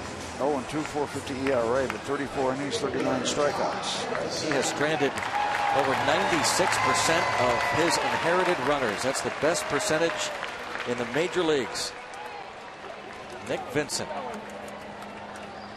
There was a long discussion that Bud Black had with him and the infield, mainly him, when he got to the mound. See what kind of strikes, if any, Harrison sees. Well, there's one fastball there. Josh Harrison is 6 for 12 and a dozen plate appearances this season with a runner at second and 2 outs. Pirates have asked him to do a lot, so many situations, and he's come through.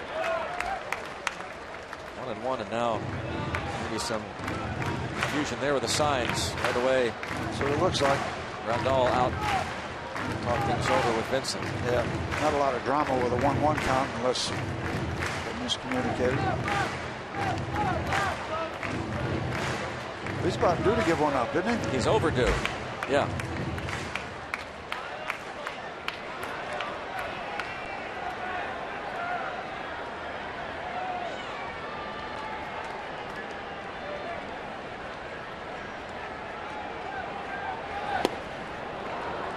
One and two. 38,614 on hand. The 14th sellout of the season. Hoping Josh Harrison can come through again. Behind in the count, his first at bat when he singled.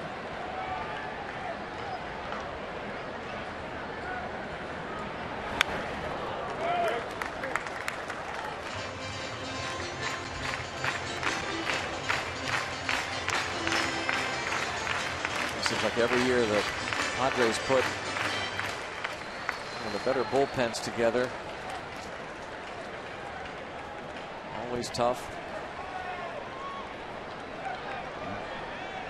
Looking at the #1 team in the National League for team ERA.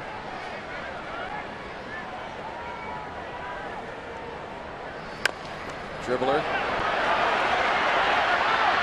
And on to first to get him.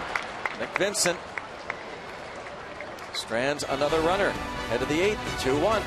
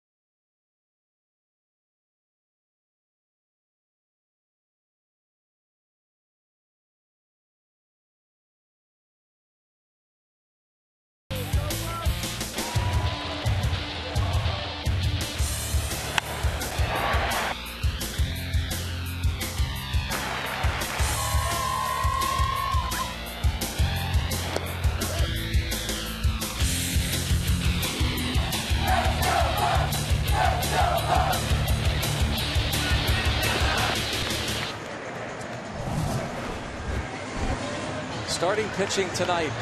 A couple of left-handers. Eric Stoltz, 6 1/3, 7 hits, 1 run. Francisco Liriano gave up those 2 runs in the first inning, and then that was it. A repeat of last night, only with the other team having the edge at this point. Possibly wind up 2-1, like a mirror of last night. Jared Hughes has that ERA under 2 now as he makes his 45th appearance. He'll face Abraham Almonte. Will Venable comes out on deck. Last night, Mr. Fix-It. Oh, Mr. Fix-It, yeah. He was part of that 65 Roses pregame party. Cystic fibrosis, along with Clint Barmas. 0-1 on Almonte. He's 0 for 2. Great turnout we had.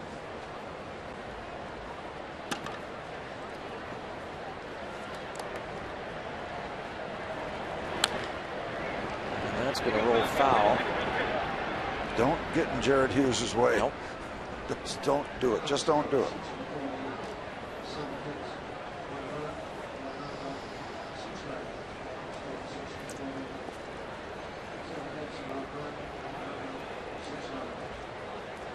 Oh, 0-2 count. Again, a reminder after this series, which concludes on Kids Sunday tomorrow, the Detroit Tigers are in for 2. For their pitching staff. Yeah. Justin Verlander scheduled to start on Monday night for Detroit. Rick Porcello on Tuesday. And Tuesday night, the first 25,000 fans will get a Honus Wagner bobblehead. Yes, he did. He's down, 1 away to begin the 8th.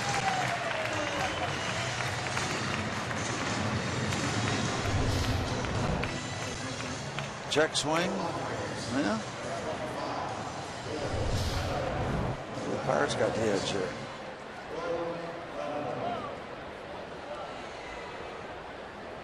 Hughes faces Will Venable. Pinch hitter. Last night was 0 for 2. Lines this ball foul.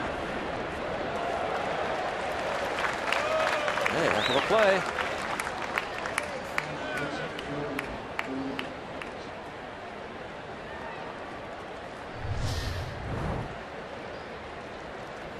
Good Excellent. hands. Yeah. It's hit hard. Slick. And then a base hit the other way for Venable.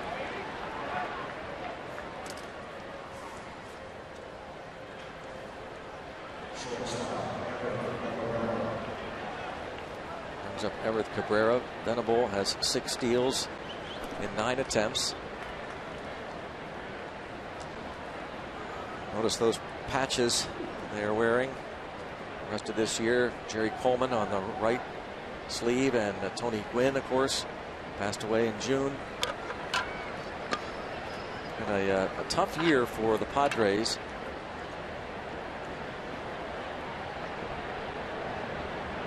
A team that lost Mr. Padre, Tony Gwynn, way too soon. It was Jerry's signature with the net. Hang a star on it. Hang a star on it.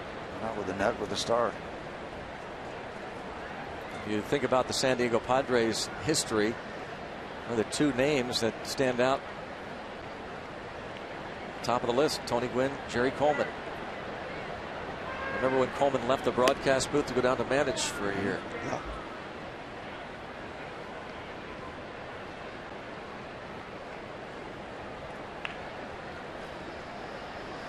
I think probably Larry Dierker had the most success of doing that. Yeah.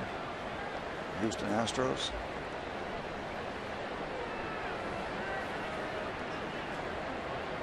Pretty good lead. Ball 1. So at times Martin asks for a pitch away, and is so quick it almost looks like a pitch out.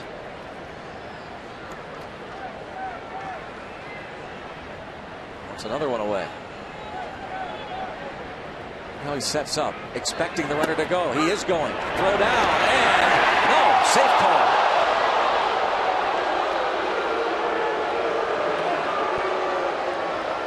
Bench coach Jeff Bannister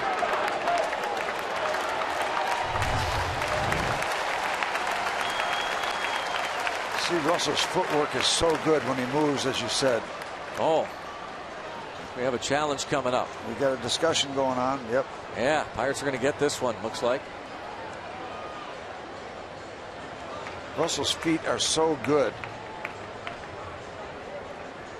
I don't think this is going to take long. Yeah, this is one of the easier ones, Yeah. because the tag is down on the hand and not up further on the body.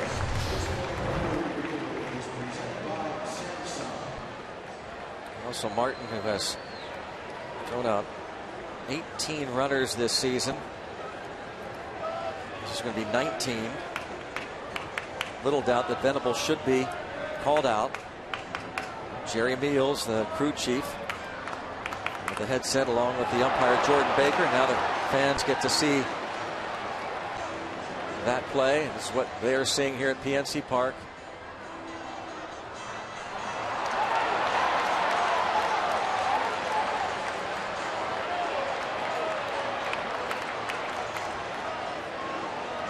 I do wonder if in a situation like this Jerry Meals feels anything about. It's been a couple years, 3 years now, but Jerry Meals is the crew chief. It's not his, regardless, it's not his call here. He's going to relay what they say back in New York. He's off the hook here. He's the middleman. And you have to think that Jerry Meals and Jim Joyce are the two umpires that stand out, that basically it's evolved to this because of those two calls. Jim Joyce calling the safe call. Armando Galarraga near no hitter. There's the out. Not stealing. 2-6.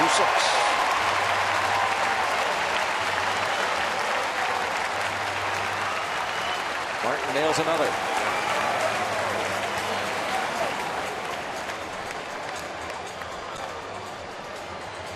Beautiful thing.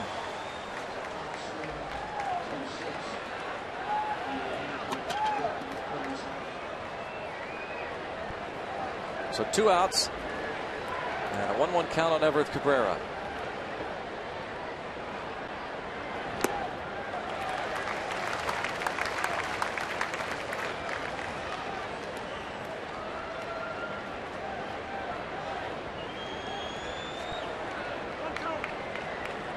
Bucks will have Mercer, Martin, and Sanchez due up, with Ike Davis available off the bench, and we don't know about Neil Walker's availability. Grounded foul.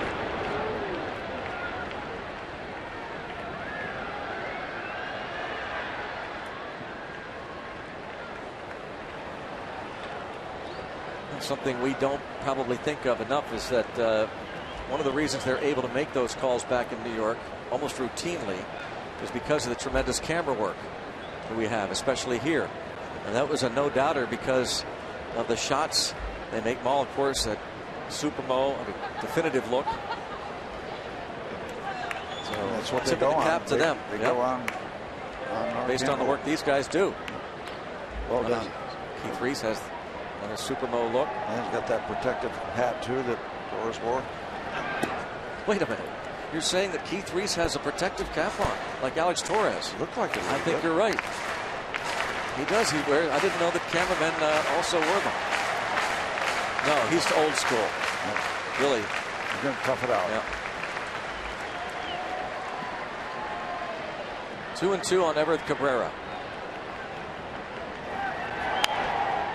It stays 2-2. The Cardinals were beaten badly again today by Baltimore 10-3. Troy's under there somewhere, you know that. The Brewers lead the Dodgers 4-1 in the bottom of the 7th inning in Milwaukee. And in the 6th inning in Cincinnati, the Reds and Marlins are tied at 2. And Troy's being followed by a moonshadow. Yeah. Cat Stevens? Yep. Leaping and hopping in the moonshadow.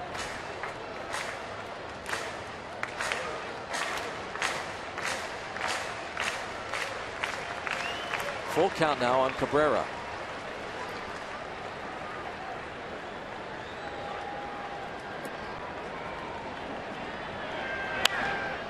Slaps that one toward the Pirates dugout.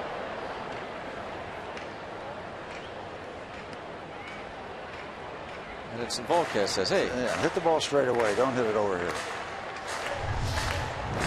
Yep. Right off the concrete. Feels that way, isn't it, Edmondson? Yeah. A walk to Cabrera with 2 outs.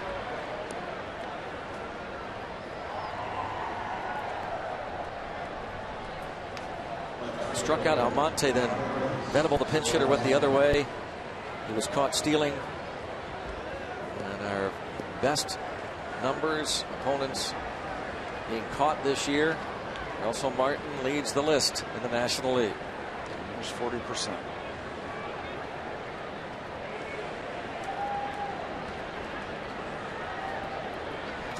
Yangervis Solarte, 1 out of 3. Big lead.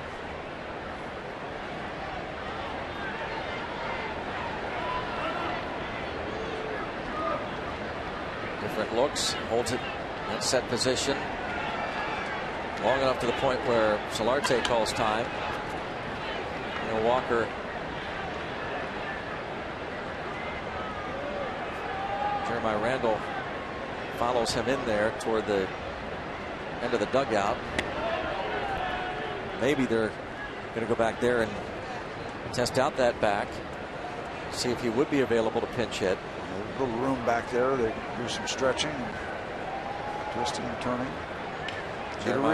Jeremiah Randall is the physical therapist and rehab coordinator on the staff.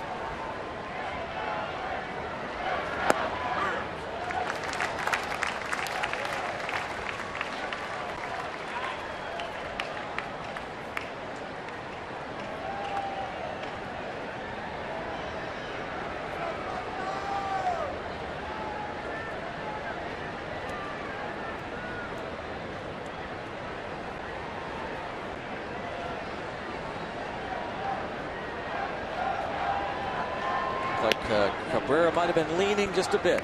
He's got a pretty substantial lead.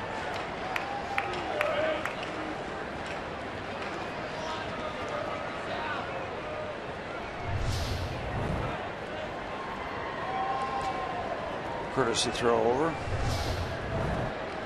Hughes has done a much better job this season. Thought they were going there. Pitch out, not going. In terms of holding runners, 3 have stolen, 3 have been caught. The 6 attempts while he's been on the hill this year. There he goes, another pitch out, another throw down. Oh, it gets away into center field. Cabrera didn't realize it. And it's a stolen base. And Russell's mechanics are to get those feet moving and slide not only out but toward third base and throw back across. Seems like he likes that angle of throwing. Cabrera stumbled. So because of that, you think a throw that's a little more. Actually, if he makes the catch, Mercer, he's out. Because of that stumble, if Mercer comes up with it cleanly, he gets Cabrera. Right.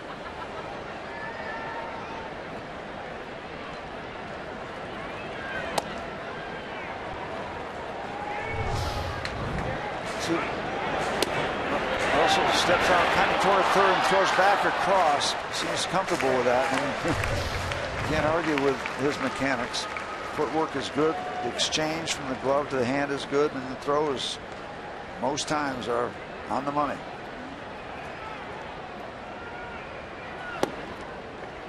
Another walk. Back-to-back free passes.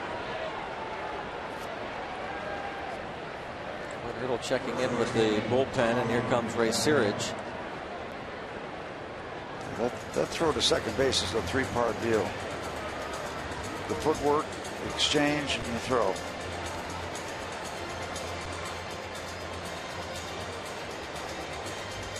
Sean Gomez looks like he's going to begin loosening. This was the bugaboo when we had that miserable 8th inning a few games ago. 3 passes.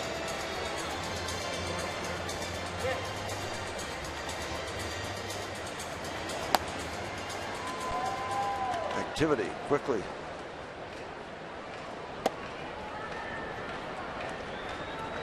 As we said earlier, Ernesto Friere DFA'd, one less man than they usually have in the bullpen. 6 men currently. That'll change as soon as they find out about McCutchen.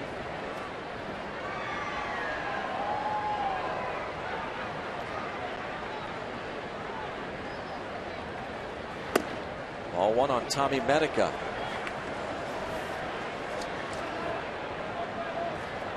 Head downstairs to Robbie. Well, you guys talk about the short pen. Brandon Compton was scratched from his start last night. He's not hurt. He just gives the Pirates an option in the event they have to go deep into their bullpen and guys may not be available in the next day or two. So he's ready to pitch at any given time should a need arise. Compton had been starting down there, but yeah, if one of their starters lasts only an inning or two and they got to go into that bullpen early, he would call up an extra arm. But so far so good. Liriano, 7 innings tonight. Tomorrow it's Charlie Morton.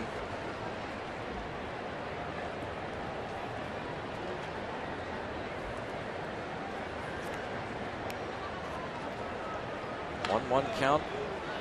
Tommy Medica.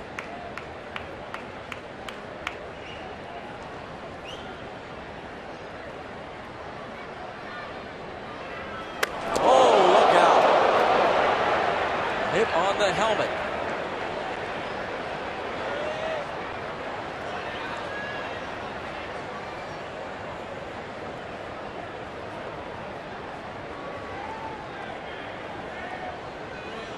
It's just as scary whether there's intent or not. Certainly not in this situation. That's the last thing Jared Hughes wants to do.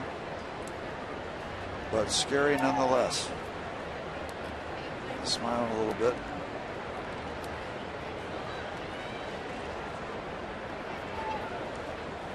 Obviously okay. Yeah, he knows that. He spent time on the disabled list. He stayed in the game. This was now a couple weeks ago, talking about Marte. And a couple days later was placed on the 7-day DL.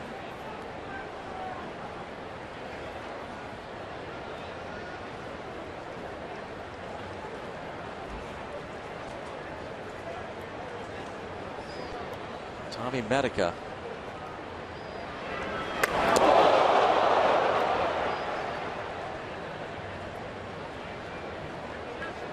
Also Martin, you can watch his reaction.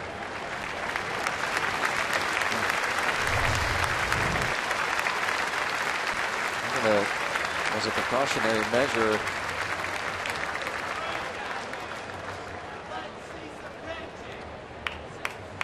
either he's going out of the ball game or getting another helmet. Now they have a pitcher, a starting pitcher, Jesse Hahn, will pinch run. So they'll lift Medica as a precautionary measure.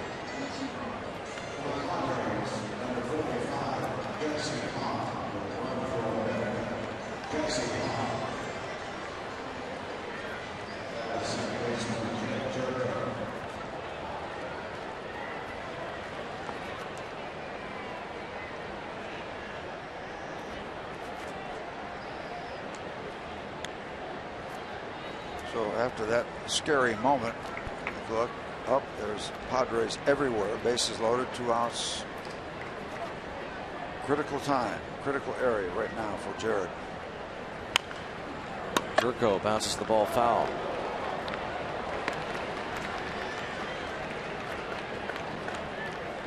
For Hughes, that is the 3rd batter he has hit this season in 47 innings. Pirates pitchers have plunked 63, the most in the league.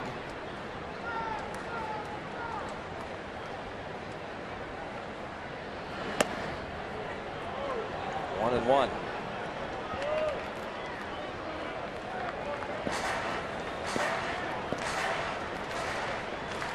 A lot of times he comes in during an inning to clean things up.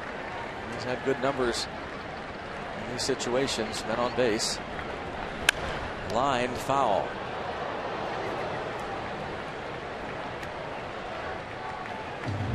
A 1-2 count on Jed Jerko. Spent some time on the disabled list early June till late July. Plantar fasciitis in his left foot. Picked up his first hit in the season series in the first inning. An RBI base hit. He's now 1 for 13 against the Pirates.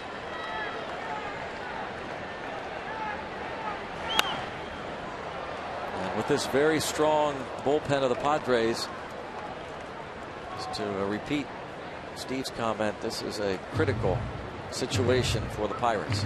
They need to get Jed Jerko right here. Ahead in the count.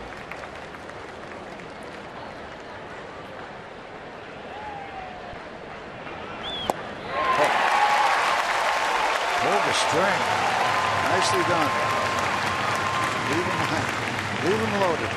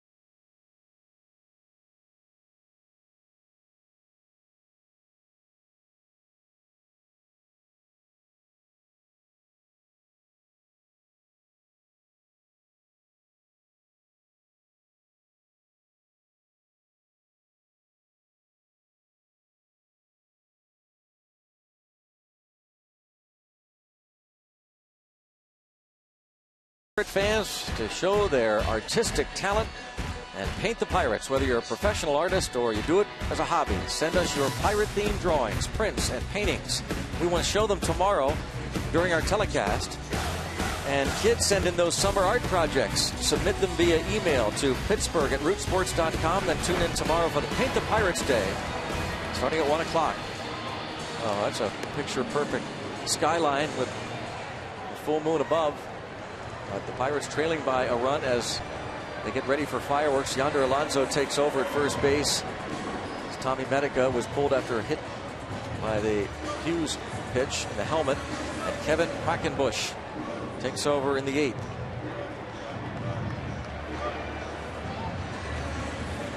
Fourth pitcher of the evening for the Padres. Stoltz, Torres, Vincent, now Quackenbush.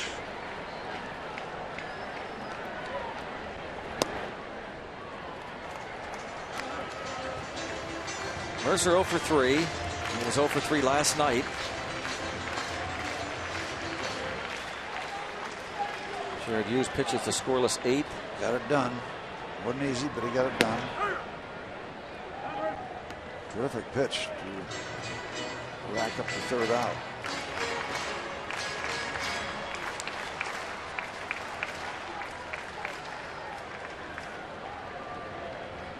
He's got a bat. Maybe down the road Walker will get a chance.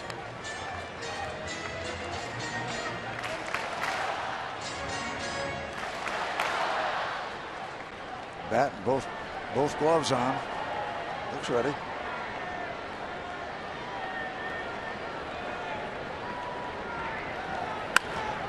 Towards center field, and it's in for a hit. Jordy Mercer starts the bottom of the 8th inning with a single to center field.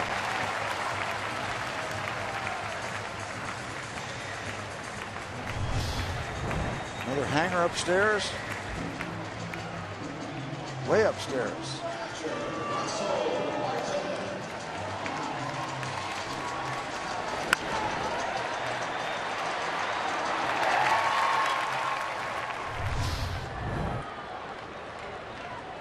Mercer aboard. The batter is Martin.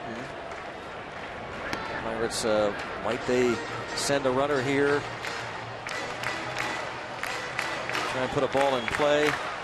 Quackenbush with 32 strikeouts in 34 innings. He's kind of a swing and a miss guy. Speed doesn't look overpowering. Plenty fast enough. Couple of the battle of the beards there. The rookie Quackenbush, the veteran Martin. His looks fake. Maybe it's hooked on like some of those costumes.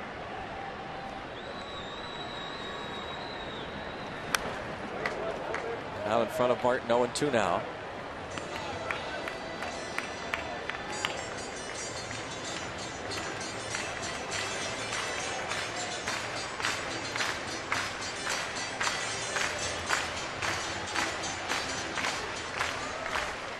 Quackenbush pitched in 2 of the 3 games in San Diego. The Pirates won 2 of 3 in early June. Quackenbush retired each of the 4 he faced. 1-2.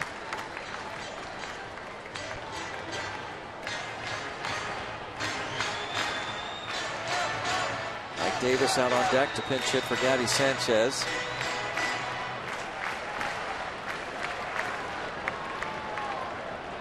Russell Martin, one of the players that faced Quackenbush in that series, and he bounced out in his lone at bat against this rookie from Land O'Lakes, Florida.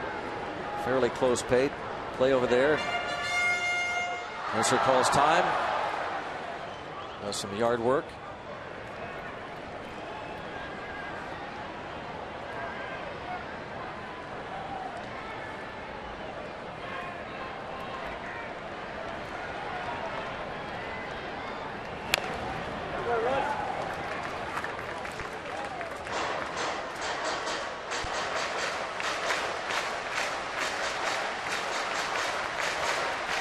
Tomorrow started Charlie Morton.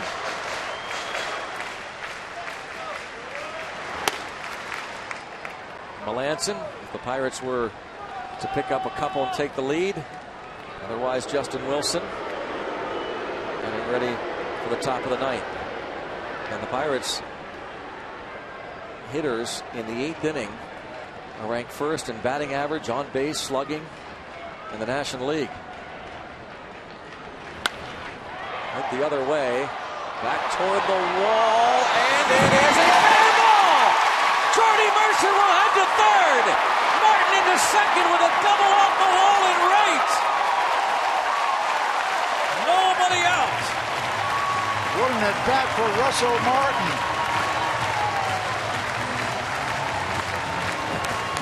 You don't always have to hit the ball over the short porch and right. You can hit it off it. A lot of carry. Good looking pitch by Quackenbush. And he gets burned by the Pirate catcher.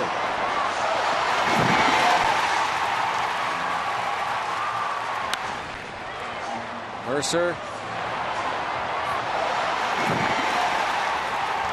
Well positioned and off he goes. Second and third, and another look at Russell Martin. Not sure, maybe might leave the yard, might be foul. Stays fair off the about 3/4 of the way up that 21-foot high wall. Jeff Francoeur, of course, talking about one of the best arms in all of baseball. He went too close, so that cost him some. Wow, that's going to be replayed. Yeah, I thought I saw that. Tough throw into the infield. Grass got him. Here's Ike Davis pinch hitting for Gabby Sanchez with nobody out in the infield in. And all of a sudden you've got 38,000 plus involved in this ballpark. Takes ball one.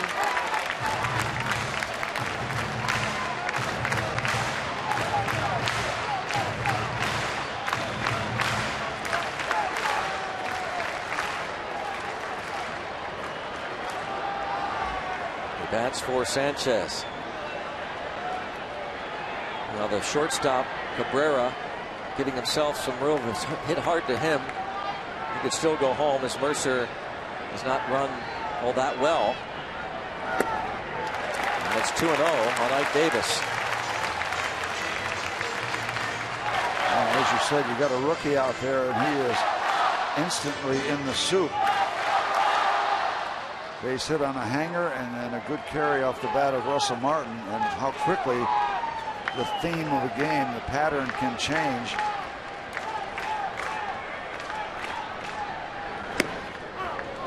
Two and one as he looks at a fastball from Kevin Quackenbush. Shaking his head at that called strike. Well, I think Paul Lemmel's been pretty consistent, giving the pitchers a liberal strike zone.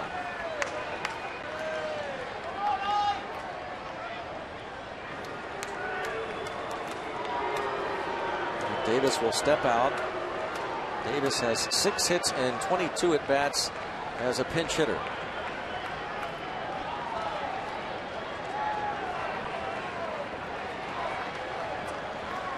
Hit the ball out of the infield. Hit it out of the infield. 3-1.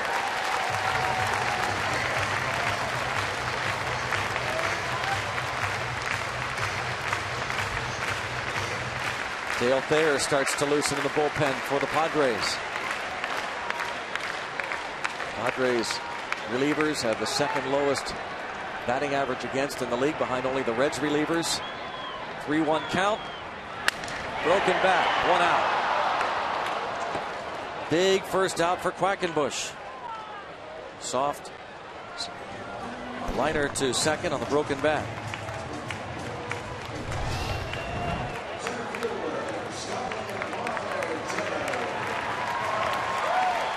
And on the hands.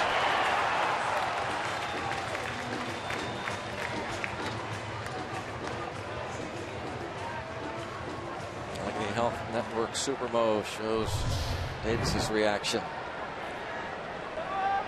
Now Marte with the infield up tight.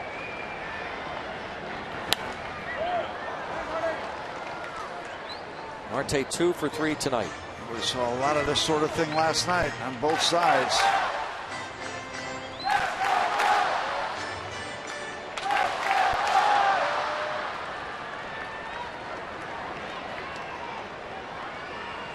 Jordy Mercer single to start the inning. Infield in all the way around now on the grass.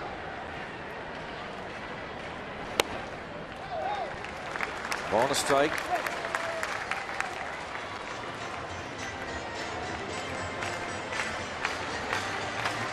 The Young Bucks on center stage, Marte and Polanco.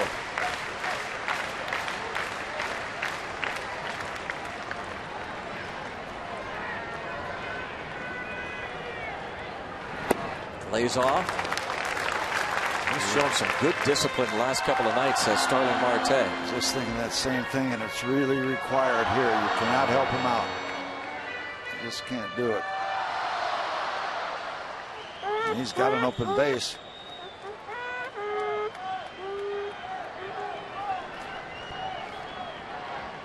He's going to tease you. He's got that open base. Lays off another. 3-1.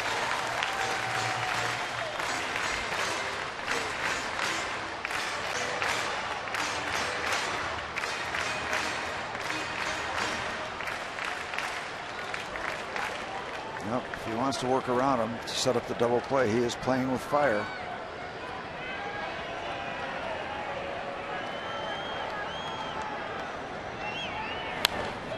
And a full count. Marte fouls off the fastball.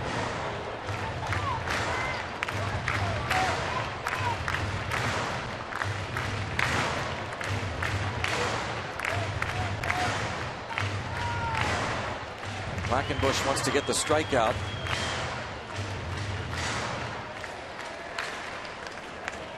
Marte, 98 strikeouts on the season and 330 at bats.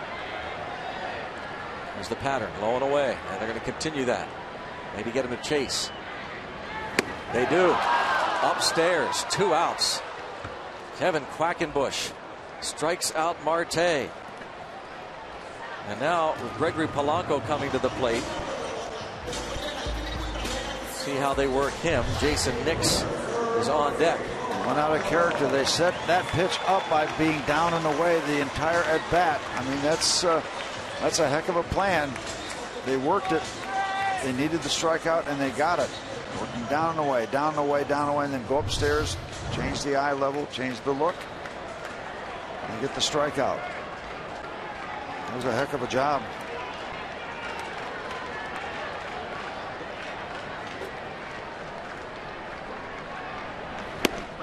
A strike on Polanco.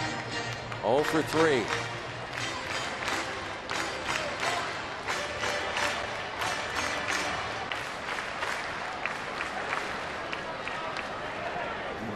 It was perfectly set up for that kind of an approach. They had the open base to play with.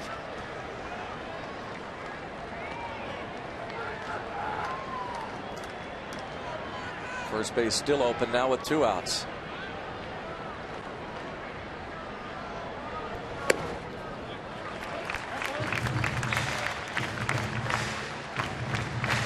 Polanco's first at bat against the lefty Eric Stoltz tonight. He lined out to right center. Second at bat, a broken bat roller to first.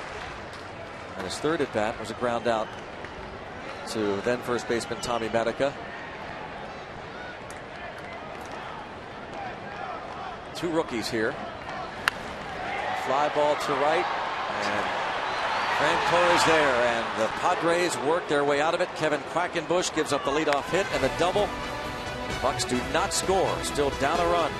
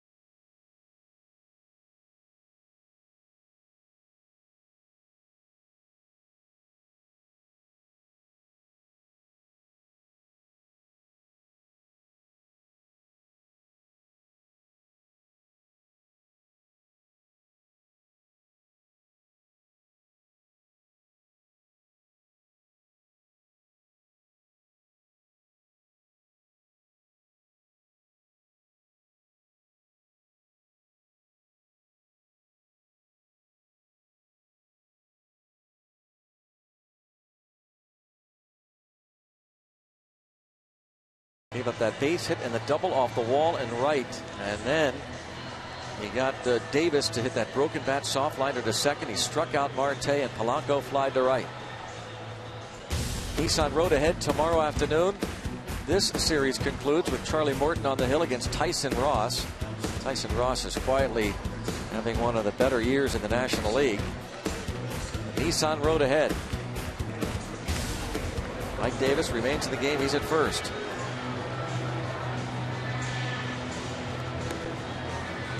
Pitcher Justin Wilson. I'm just getting over that bottom of the 8th inning. Ouch.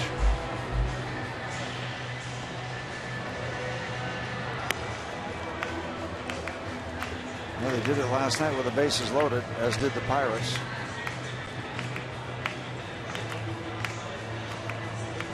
Marte still upset with himself, chasing that High fastball.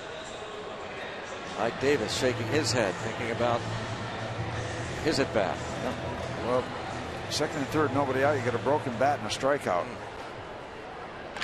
for the third out.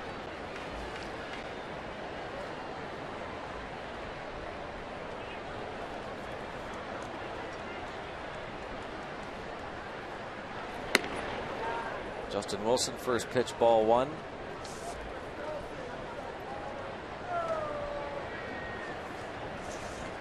The closer since Houston Street was dealt to the Angels is now Joaquin Benoit. He is getting ready for the bottom of the ninth.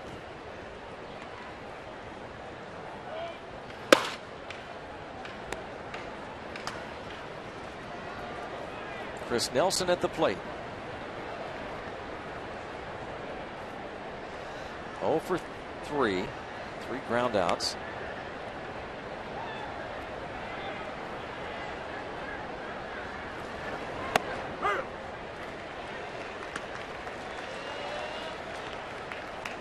Two and one.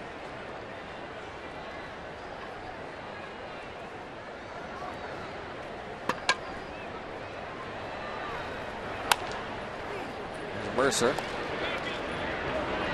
Takes care of Nelson.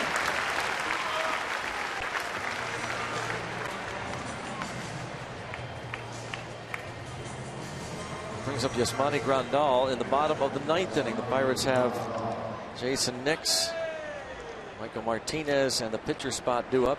Tommy Medica was hit by that pitch in the eighth inning. The batting helmet is now watching.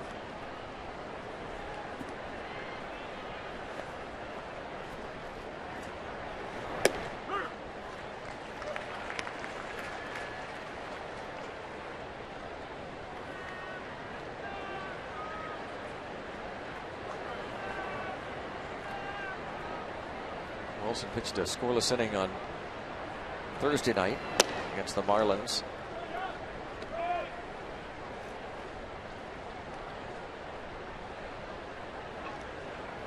Grandal batting now right-handed.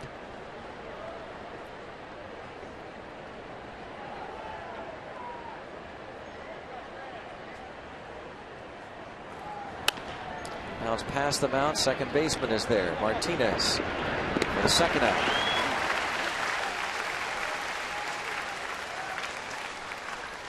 Pirates have out-hit the Padres 9-4, but they trail 2-1 in the ninth inning in Milwaukee. The Brewers lead the Dodgers 4-1. The Brewers could go 2.5 up on Pittsburgh and 3 up on St. Louis if they hold on and the Pirates don't come back. Miami out in front of the Reds 4-2 as they go to the bottom of the seventh.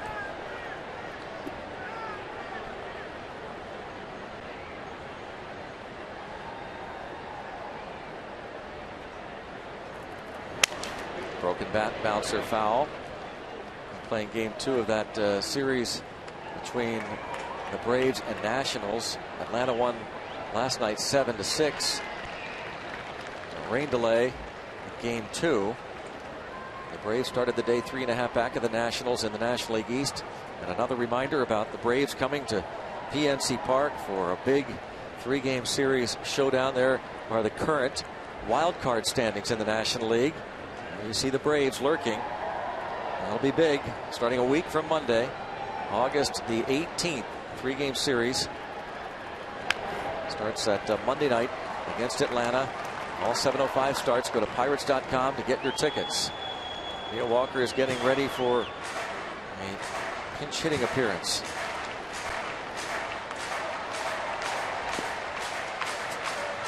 Oh, and 2 the count now on Francoeur.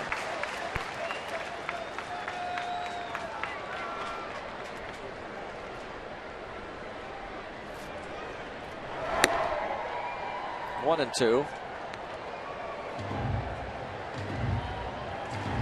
Francoeur spending the bulk of this season playing AAA ball in the Padres organization.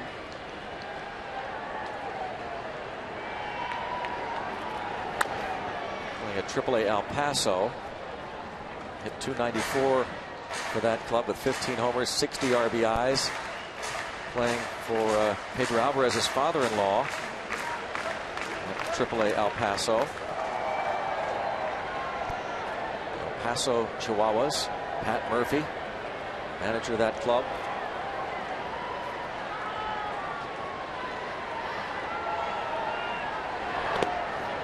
And that video that went viral, some of the AAA players played a trick on Francoeur for a month. They had him convinced that one of the pitchers on the team was deaf. And anytime anybody was around this pitcher and Francoeur was there, some would go through his motion, sign language. Swing and a miss. Down on strikes as Wilson retires Francoeur in order. And now the last shot for the Pirates. It's Joaquin Benoit to the hill.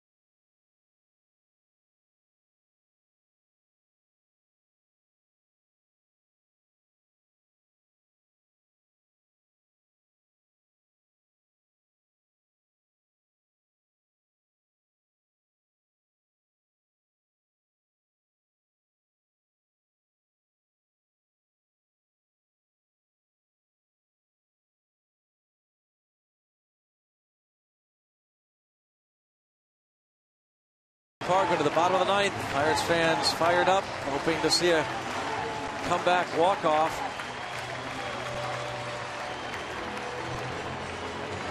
Flying the colors.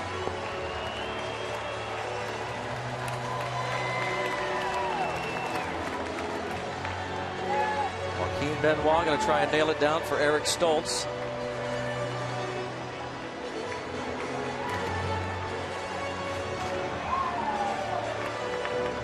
They're all over the place. They're waiting.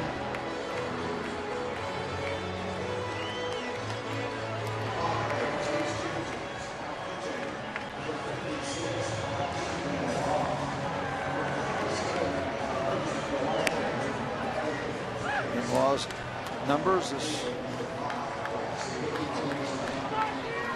a closer for the Tigers. Alexi Amarista comes out to play left field. Garvey Solarte moves from left field to third base, and now Neil Walker to pinch hit against Joaquin Benoit.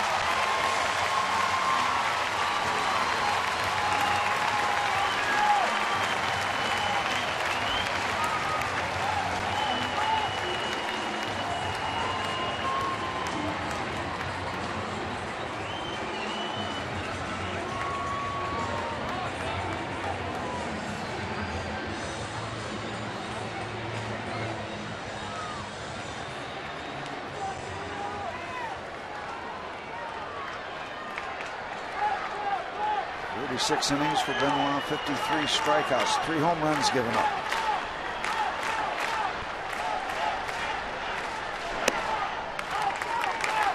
Ball one on Neil Walker.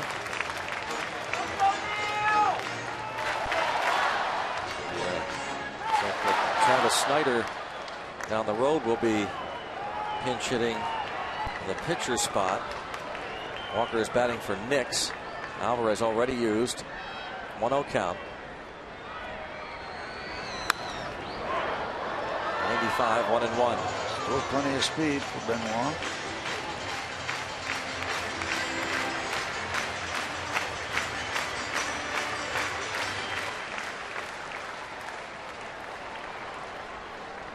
Benoit 4 for 5 in save chances. Again, Houston Street. The lights out closer was dealt to the Angels.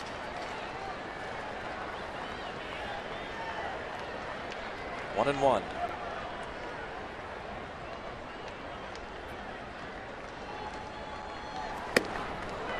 .96 from this 37-year-old veteran from the Dominican Republic, Joaquin Benoit. Last year notched 24 saves for the Tigers.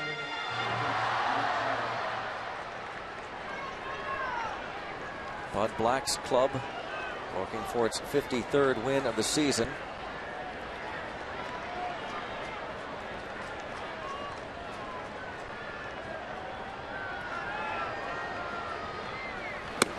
And he takes care of Walker.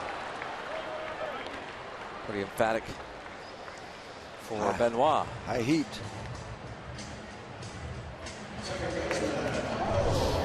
High heat.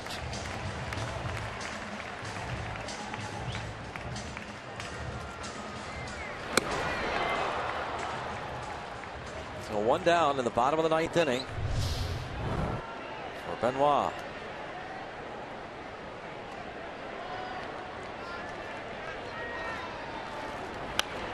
Martinez 0 for 2 with a sacrifice. No subtleties so far from Benoit. High fastballs.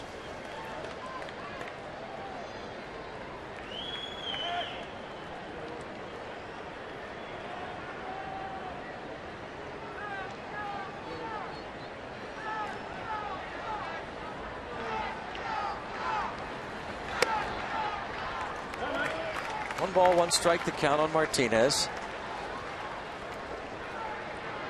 He is looking for his first hit in the last 11 at bats. Snyder on deck.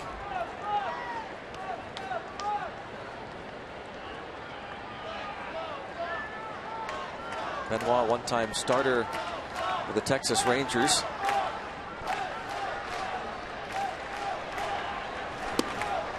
One and two. Now he comes off the fastball. Pumps the brakes a little bit. Comes down 10 miles, 11 miles an hour.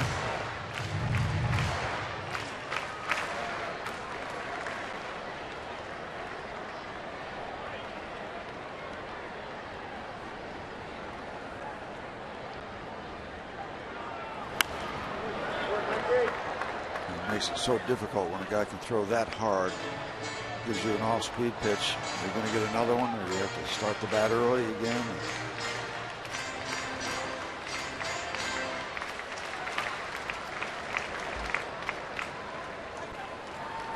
Benoit gets the strikeout of the pinch hitter Neil Walker, and now he's 1 and 2 on Michael Martinez.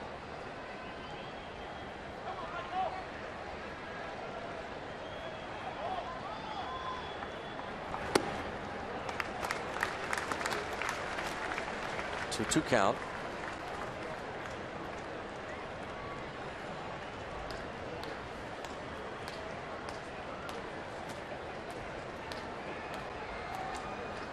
Andrew McCutchen next to Justin Wilson.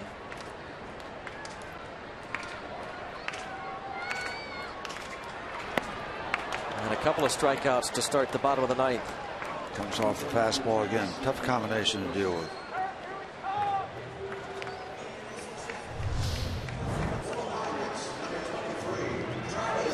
Snyder, the last chance for Pittsburgh. Michael way out in front of the off-speed pitch.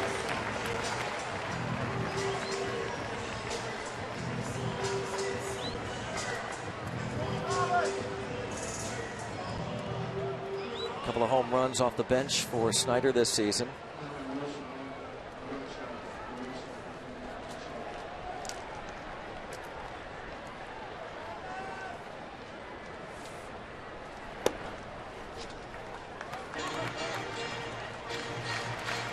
Ball, no strikes.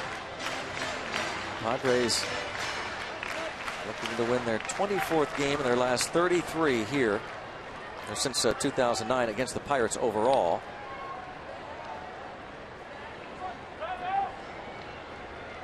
Looking to win their 15th and their last 18 in this ballpark. 1-1. Since September 19th of 2009, the Padres have gone 14-3 here at PNC Park. Tough to think that you could play 2 games in a row that had all the scoring in the first inning. Yeah, 2-1, and scores. Just run the table. Yep. 1-2, and this doesn't look very good.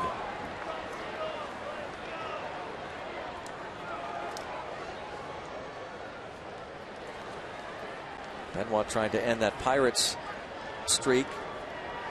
Pirates scoring in the first inning tonight. And coming into this game, they had won 19 straight when they scored in the first.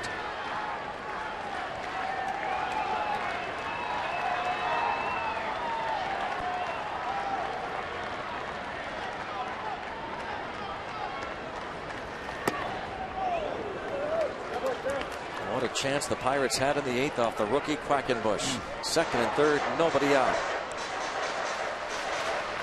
Give Quackenbush credit. Got Davis, Marte, and Polanco. Also Martin, that double off the right field wall.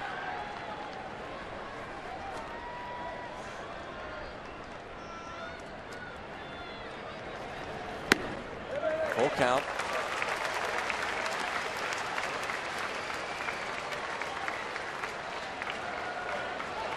Benoit with 14 walks, 2 of them intentional. 47 innings. You certainly have to protect against the fastball. Josh would like to give another chance. Protect against the fastball and see if you can adjust somehow, some way to anything that you see other than the heat.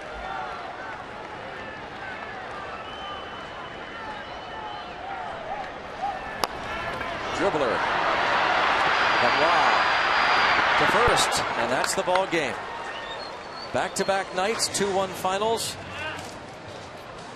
3 runs scored in the first inning. Enough. The Pirates won 2-1 last night. The Padres win 2-1 tonight. And you have to give credit where credit is due. We gave all the credit to Vance Worley and the Pirate bullpen. Well, you have to do the same thing for the Padres as they protect a 1-run lead and run the table. That is very serious pitching, and it goes in their direction tonight. So 2-1 win. Tomorrow we'll set up the rubber match of this 3-game series. We'll go back to the Pittsburgh studios. Dan Potash and Ken Maka.